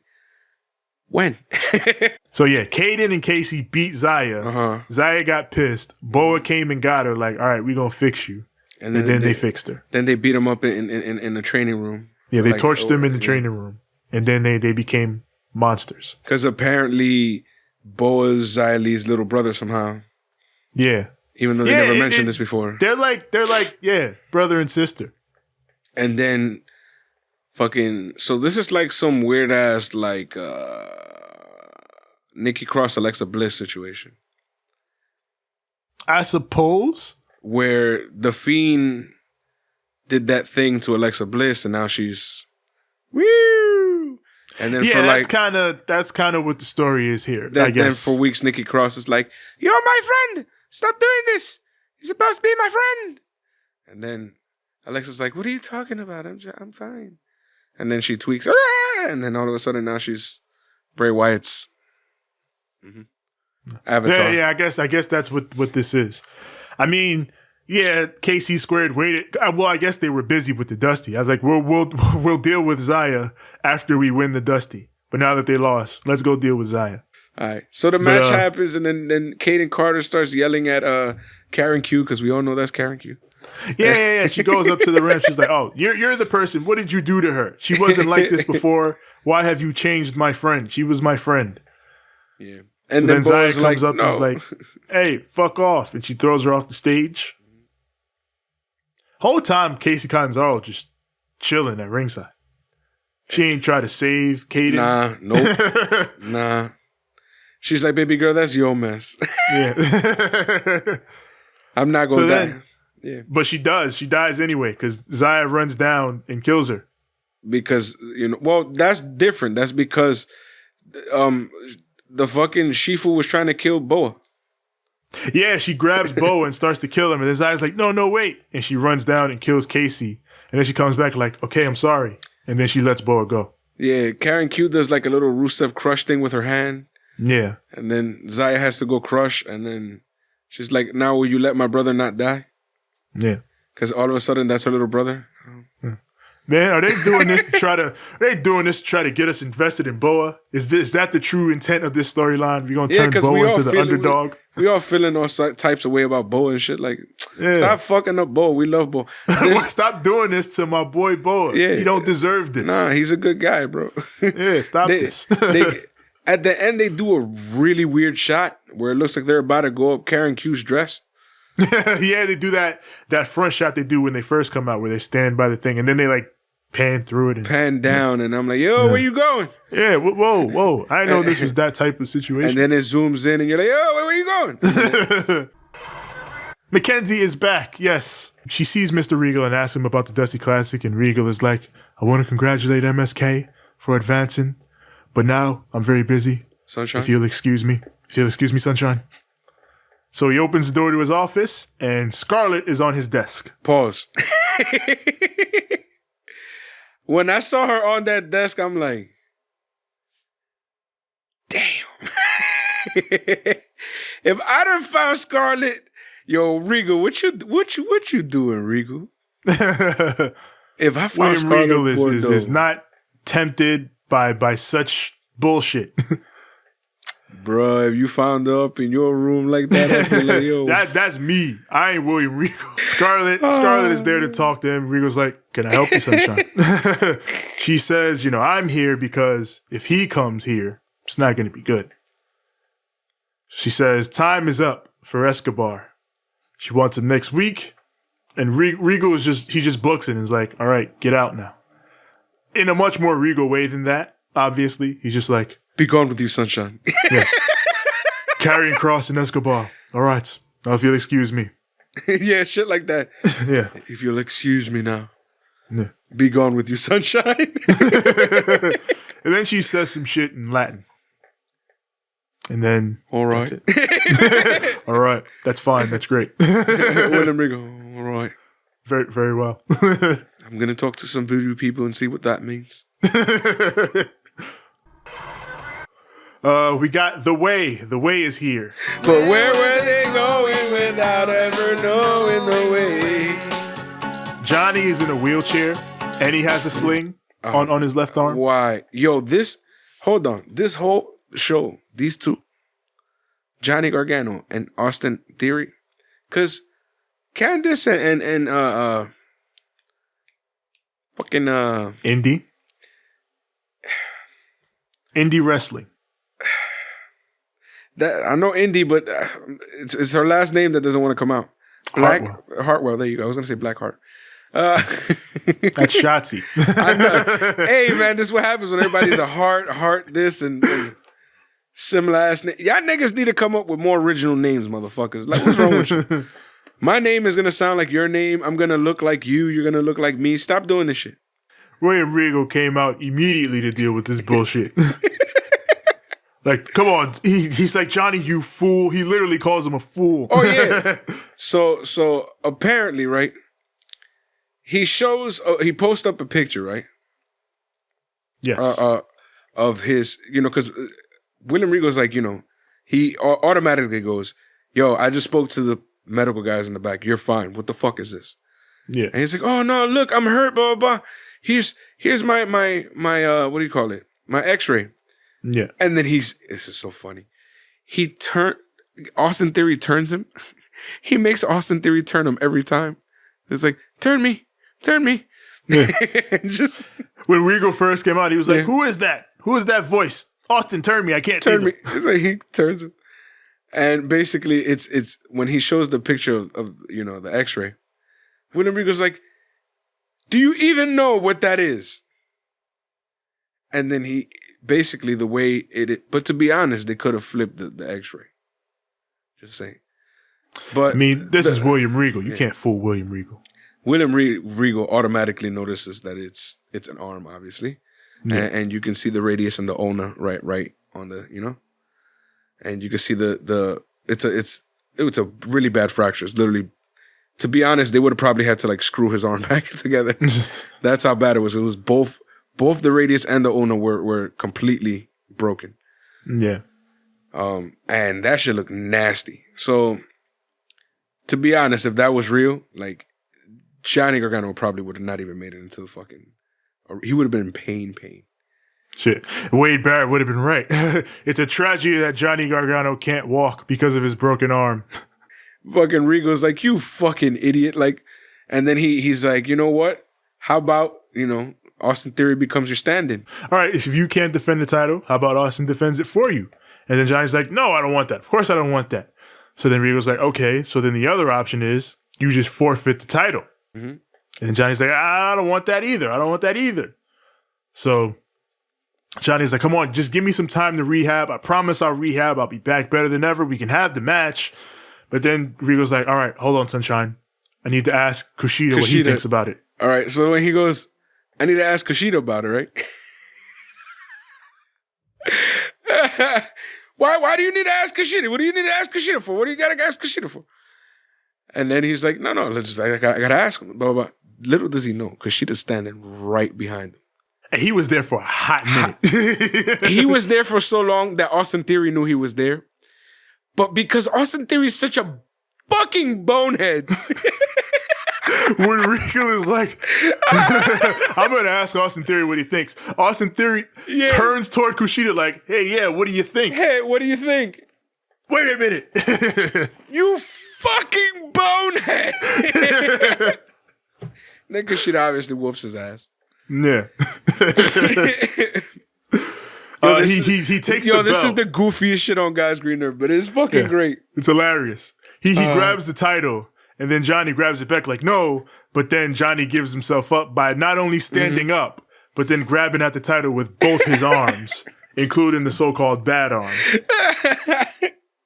He was totally fine the whole time. This fucking dumbass. Yeah. And then Candice wants to fucking fight Kushida, but Indy holds her back. Yep. I'd actually watch Kushida versus Candice LeRae. That'd probably be good. Time for the Women's Dusty Tag Team Classic semifinals. Let's do this shit. Ember Moon and Shotzi Blackheart versus Indy Hartwell and Candice LeRae of the Way. But where were they going without ever knowing the way? We go to break before this starts because, the latter two were already out there.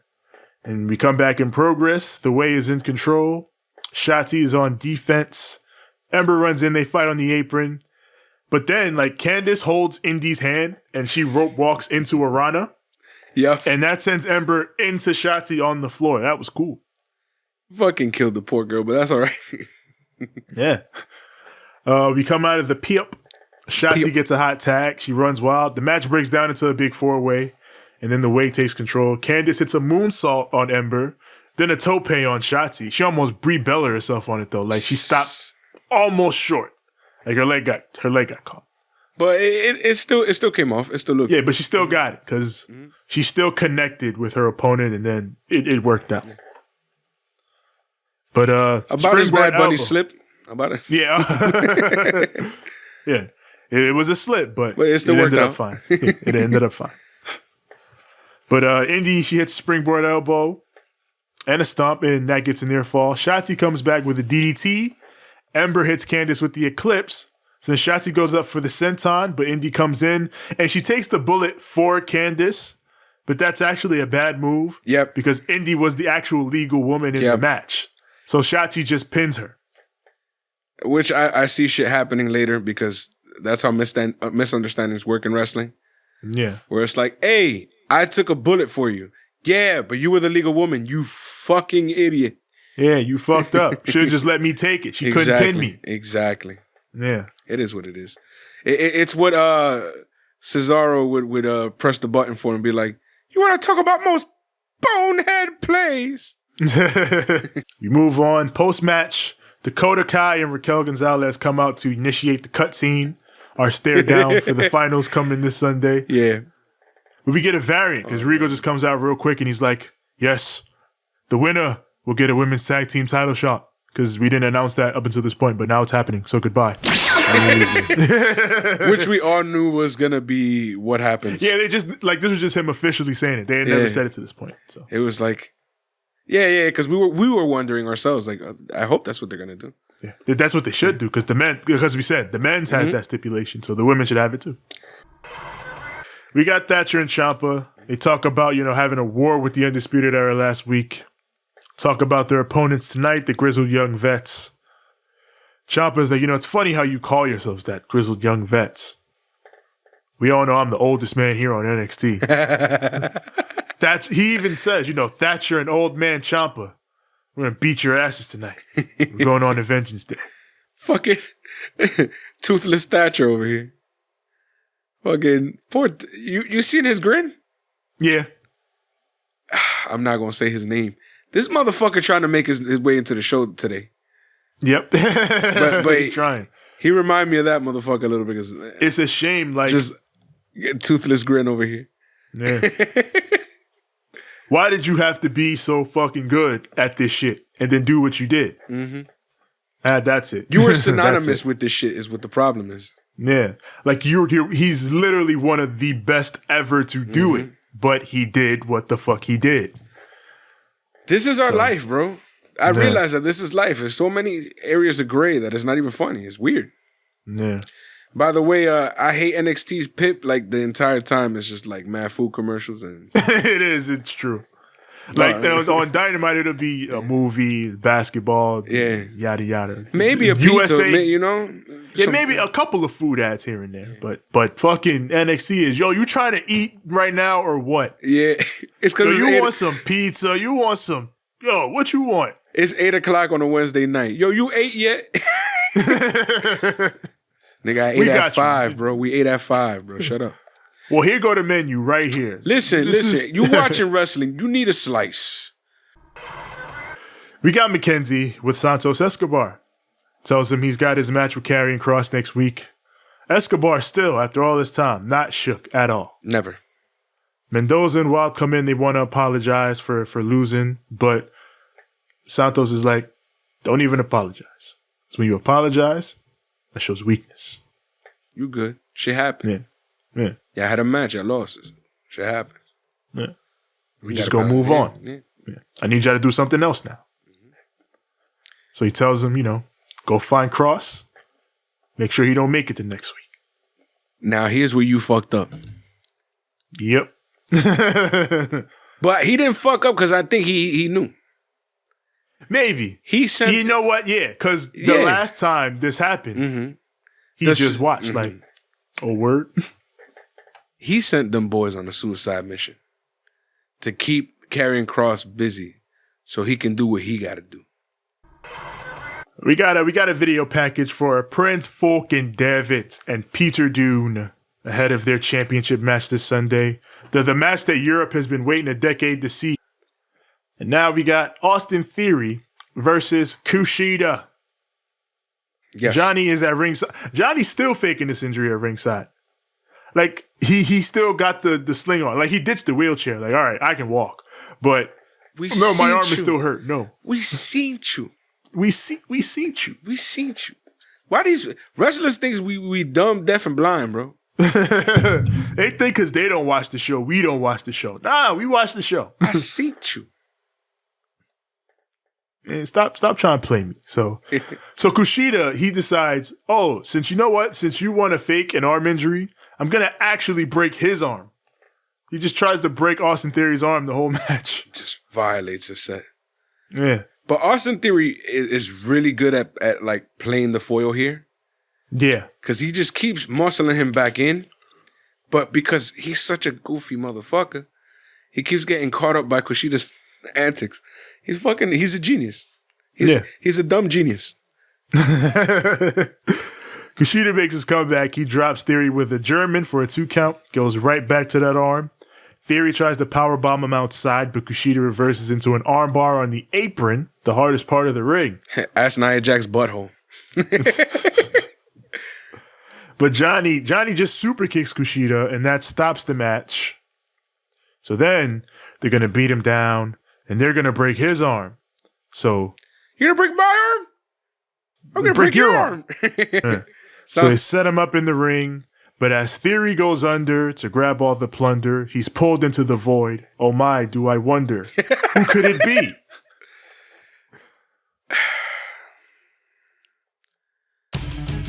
Johnny thought he was talking all that shit. It is Dexter Lumis. Because, of course, Johnny was talking all this shit on this show. He decided to talk too much shit.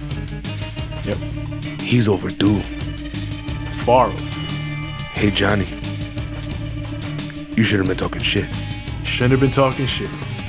Dexter Lumis is here as Johnny finds out the hard way because he tries to pull Austin out, but he pulls out Lumis. So in the ring, KUSHIDA gets the hoverboard lock. Of course. Lumis gets the silence, and Johnny and Austin die in each other's arms. Did you peep what he did when Johnny pulled him out? Yes.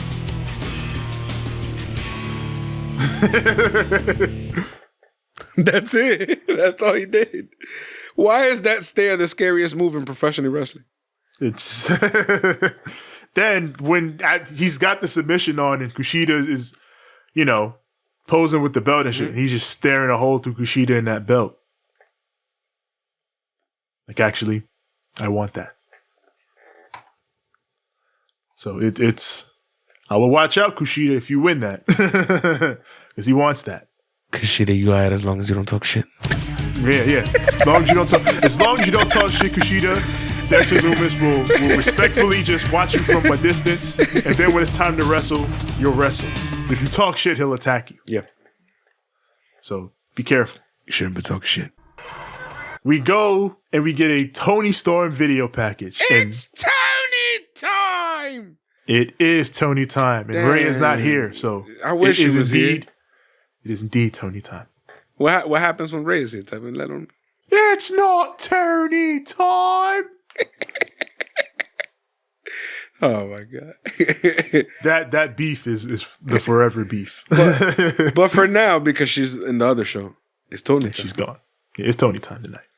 And it sure as shit was. They started this shit on a beach. Who do they think they are? Putting Toni Storm on a beach. She's so thick. But it was just a tease. She wasn't on the beach for long. Just a quick clip. Stop playing with us. I was shook for a moment. I was like, you can't do this to me. You can't put Toni Storm on the beach. I'm going to start sweating. It's going to be hard to edit the show. You can't do this. Yeah, she talks about how she beat EO before in the Mae Young Classic.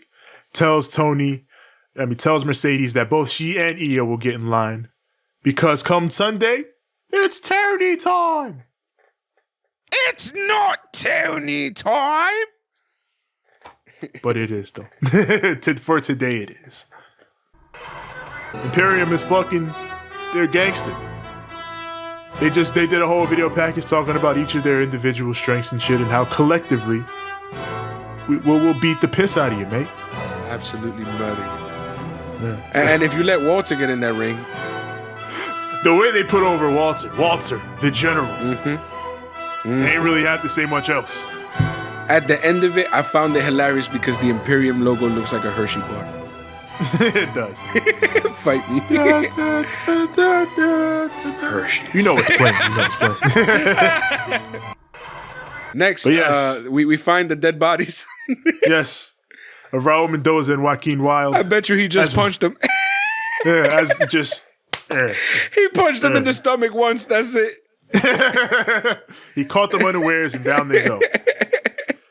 As one may have predicted. Oh, my God. Cross is taking them out. Promises that he's going to do the same to Santos Escobar next week as your time has run out. TikTok. Can they drop TikTok? No. Can they drop it? No.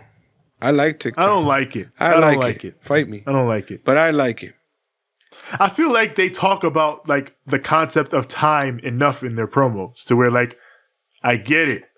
But by the time you get to TikTok, it's like, all right, now you're crossing the line. I'm okay. I like TikTok. Okay, it's just me. That's okay. I feel like that's his bottom line. Yeah. That I guess to me it feels like they're trying to force it as his bottom line. It don't feel like natural for me. I feel I like it. Like everything he says feels natural, and then it feels like he's got to throw in the TikTok at the end because that's his catchphrase. Not to me. To me, it feels like, yo, time's coming, nigga. TikTok. Yeah. Okay, I like it. I feel like it's fine. I don't like it. What I don't like is that he probably just punched him in the stomach, and that's the end of it. He probably did do that. And then, so we got this shit. Oh Lord. A Lamborghini pulls up to the NXT parking lot. And out steps the one and only Cameron Grimes. He's back handing out hundreds, is what I'm saying. He just came back from the moon. Yeah, this man is rich now, apparently. He's handing out money to security, to guys in the crowd. You know, he's like, everybody get on your feet. If you get on your feet, I'll give you a reward. And he's waving his money around. Wade Barrett does get on his feet because Vic Joseph is like, sit down, Wade. Cameron Grimes, he gets in the ring, he gets the mic, he talks about Timothy Thatcher, putting him on the shelf. But that's not what we really give a fuck about. Yeah, no. Cameron, how'd you get rich? Yeah. So he talks about, he was training, and in between time, I started playing video games. When I ran out of video games, I went to GameStop. And when I went to GameStop, oh, it was such a magical place. I just figured I had to invest in this place. Lies. If you ever been to GameStop, it's one of like the most painful shopping experiences ever. Yeah, this is the only plot hole in this whole thing. Yeah. That he had a wonderful experience at GameStop. No one does. No, you don't. That shit is horrible. Nonetheless, he loved GameStop so much, he wanted to invest in it. Yeah. And as it turns out, he was in the right place at the right time. And his stonks, I should say, because this is meme lord shit. Yep. He went parabolic, or in layman's terms, to the moon. So he made so much money. I made so much money, and I didn't even know what the hell I was going to do with it. So you know what? I also invested in this thing called Dogecoin. Because, I always like dogs way more than cats, And it turns out it made me even richer. So now I'm extremely rich. I'm so rich, nobody can tell me anything. I don't think that's what those... Anyway. It is, but it's not.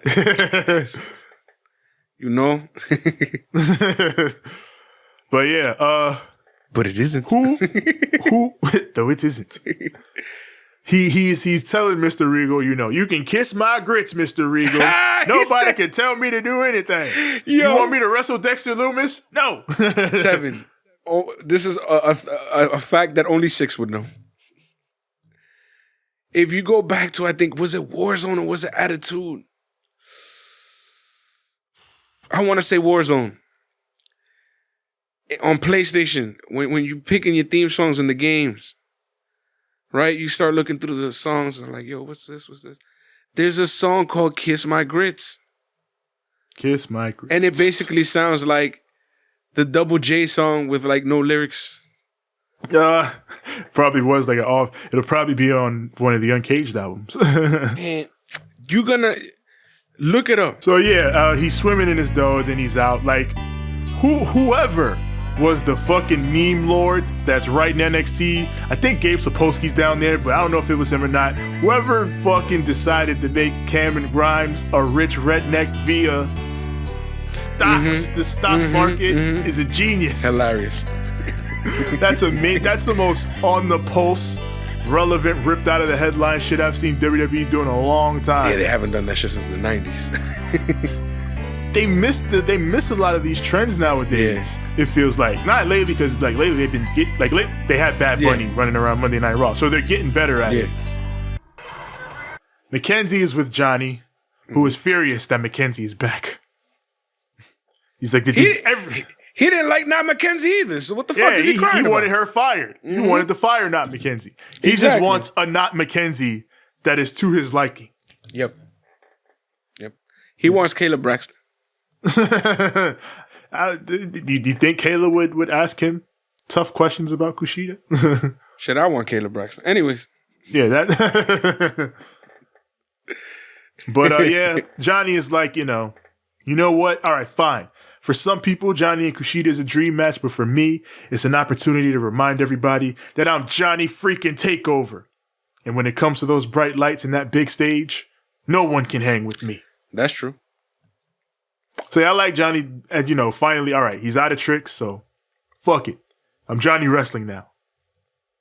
Or even beyond that, I'm Johnny Takeover. Johnny Takeover. You forced me to break out my ultimate form because I couldn't bullshit you. It's like he went straight to Super Saiyan 3. So we got Io Shirai, who is, God damn it, Io Shirai is the best wrestler in this company. Another fantastic video package where next level shit. She says she's a different person from the Mae Young Classic 3 years ago. She's a champion now. And you, Tony Storm, you are not suitable for this championship. She's saying all this in Japanese, so it just comes off perfect because she's speaking her first language. She can speak how she needs to speak. They got the nice little subs on the bottom. Yeah. Says Mercedes, you've been on this 20-year journey.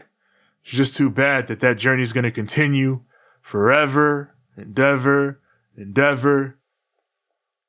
Say you ain't gonna win this title. Ain't neither one of y'all winning this title. Cause I ain't gonna let you. So now it is time for the main event. What a main event. Yes, Men's Dusty Classic Tag Team Semifinal. Grizzled Young Vets versus Tommaso Ciampa and Timothy Thatcher. The Vets come out, they talk their shit, reminding both Ciampa and Thatcher about how their previous tag teams ended. It's like, hey, Ciampa, why don't you tell us how your last tag team ended? Oh, same with you, Thatcher. How'd your last tag team end? Traitors. Yeah. It's something that we mentioned, though. Yeah. This might be what ends up happening, but we don't. It's funny. Here we go again. So remember when you were talking about, how you got beef with Thatcher when he's the one most like you. Yep. Beth is like, the Grizzled Young Vets are the leaders of the new school, and Thatcher and Ciampa hate that, so they hate them the most. They're just... Y'all are the 4 same dudes. Why do you hate them? They're just like you. Zach Gibson and fucking Tommaso Ciampa. Son. Thatcher's in control. He gets cut off from the outside by Drake. I love the way the Grizzled Young Vets do everything as a fucking tag team. Like, this match, more than any other they've had recently, makes me realize, goddamn, these dudes versus FTR would be old school shit. Incredible tag team synchronicity shit. It would be like an episode of 1990s WCW. Yeah, that would be a great, great tag team match. Because just the way they save each other from shit, they really do work like one mind. With Tully and Arn in each corner. Yeah. Yeah, that'd be some good shit. But they give Ciampa an apron bomb into the commercial break. We come out of the pip. Thatcher makes a break with a suplex, but Ciampa's still down, so he can't tag out. He's still down on the outside. But he does make his way back. He does get the hot tag. He runs wild on both these guys. It's a bunch of suplexes. They double down off a suplex. But as Ciampa gets to his corner and he's going up the tag, Drake just runs across and then uses Ciampa as like a platform to take Timothy Thatcher out. He planked his ass. Ciampa, he goes for Willow's bell, but Drake, he saves Gibson. Like as Ciampa's going down for the DDT, Drake just comes in and grabs him so he doesn't go down. And then that leads them to hit Ticket to Mayhem. The Grizzled Young Vets get the win. They advance to the finals. I really enjoyed this match. Good tag team wrestling. I think this is their year. I think this is the year because NXT always has a heel tag team that, they do their work for a while, but then one day they just start pushing them and they win the belts and they go on a tear and it's like, yo, this heel tag team was great out of nowhere. It happened with, of course, the Revival. That's probably the best example.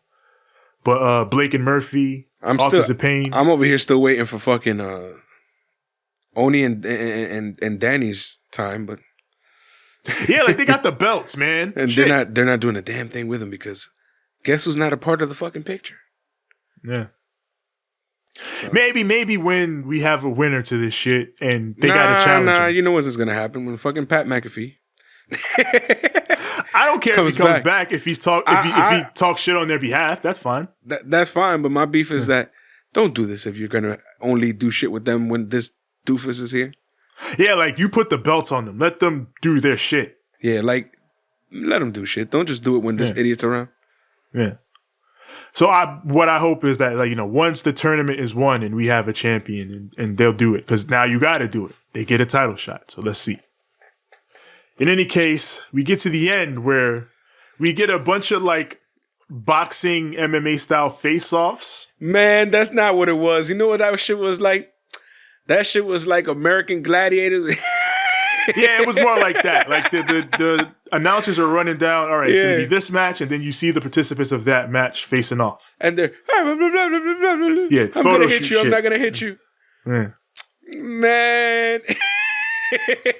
But they do this in sports. They do. And then the ref is like, "Oh, you guys."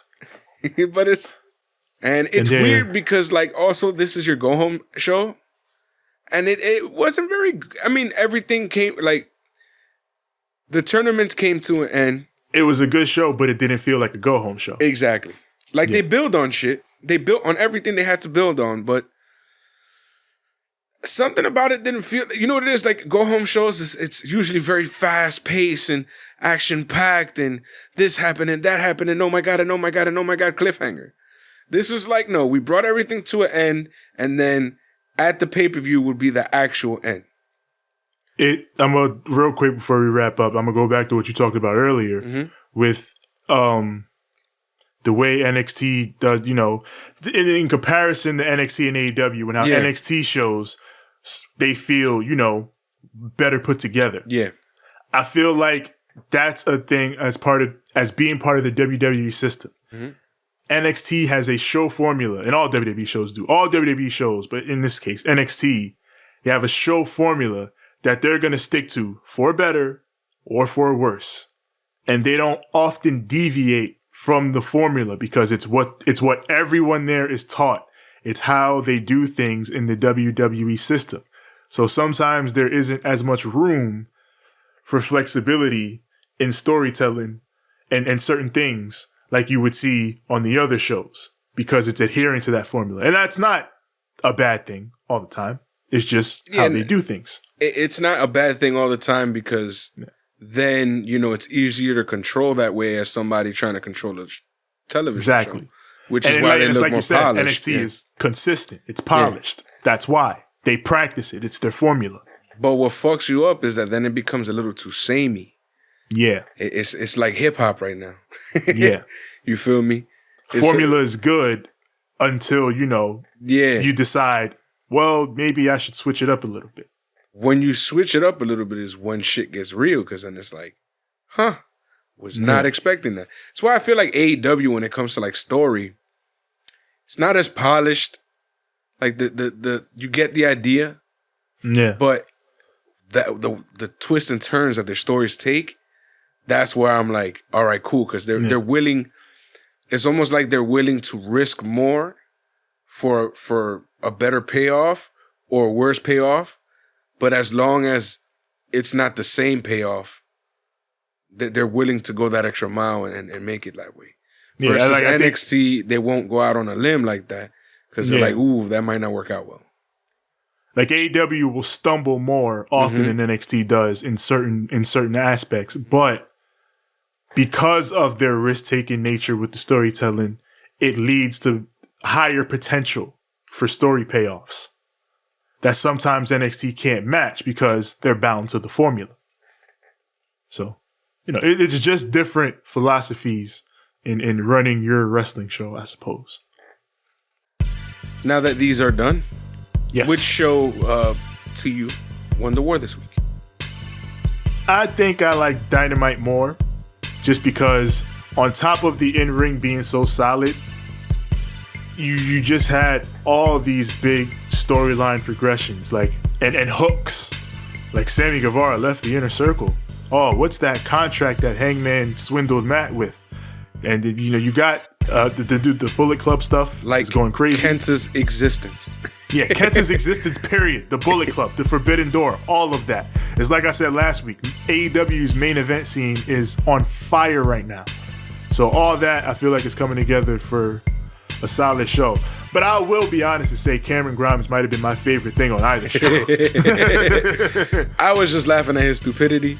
He to me wasn't like, I don't know, like, I love Cameron Grimes, but like what he did was just like, oh, that's pretty good. I would have never thought of bringing something that we're actually doing in NXT. Yeah, I just love that they went with that. Like, oh wow, that's because that works. It fits. It's They usually don't go with shit like that. So I was like, oh, that's cool. Yeah. Like you were talking about that formula. Really well too. He sold that shit. That formula you were talking about, they're usually formulaic. So I'm always like, okay. Yeah. But this was like out of the formula. So I'm like, oh, that's pretty cool. But it wasn't to me like, I didn't have as much fun with it as I would say like the whole Xia Li thing, because fucking what's going on there?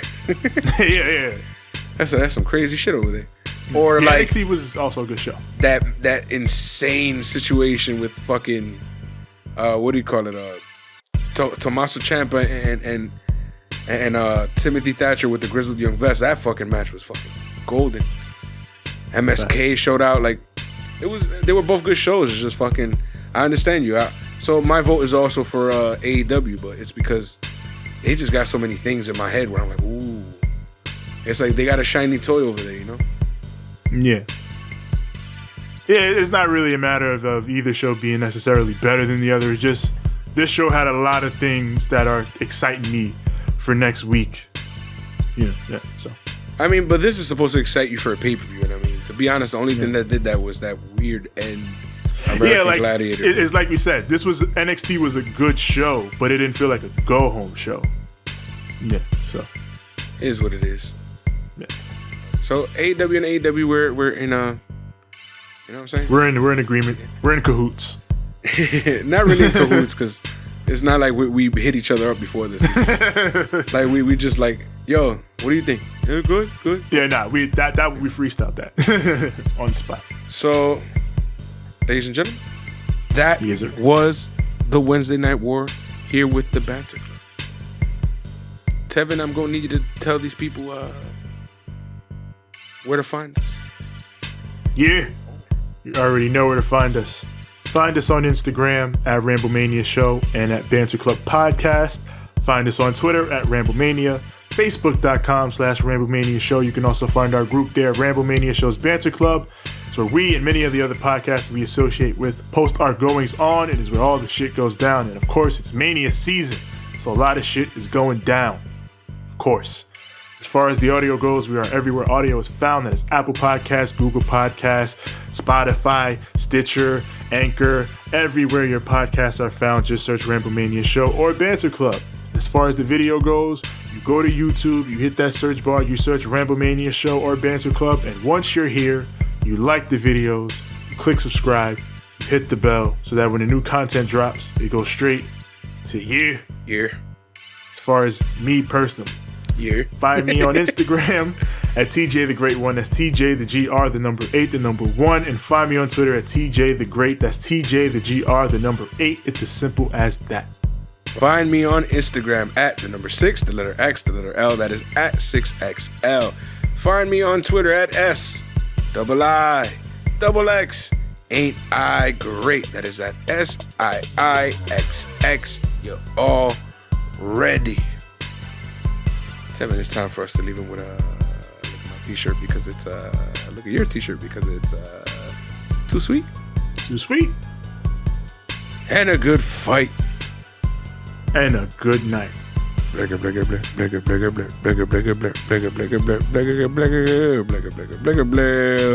KENTA. KENTA. Kenta's gonna be the one for like the next few weeks. KENTA.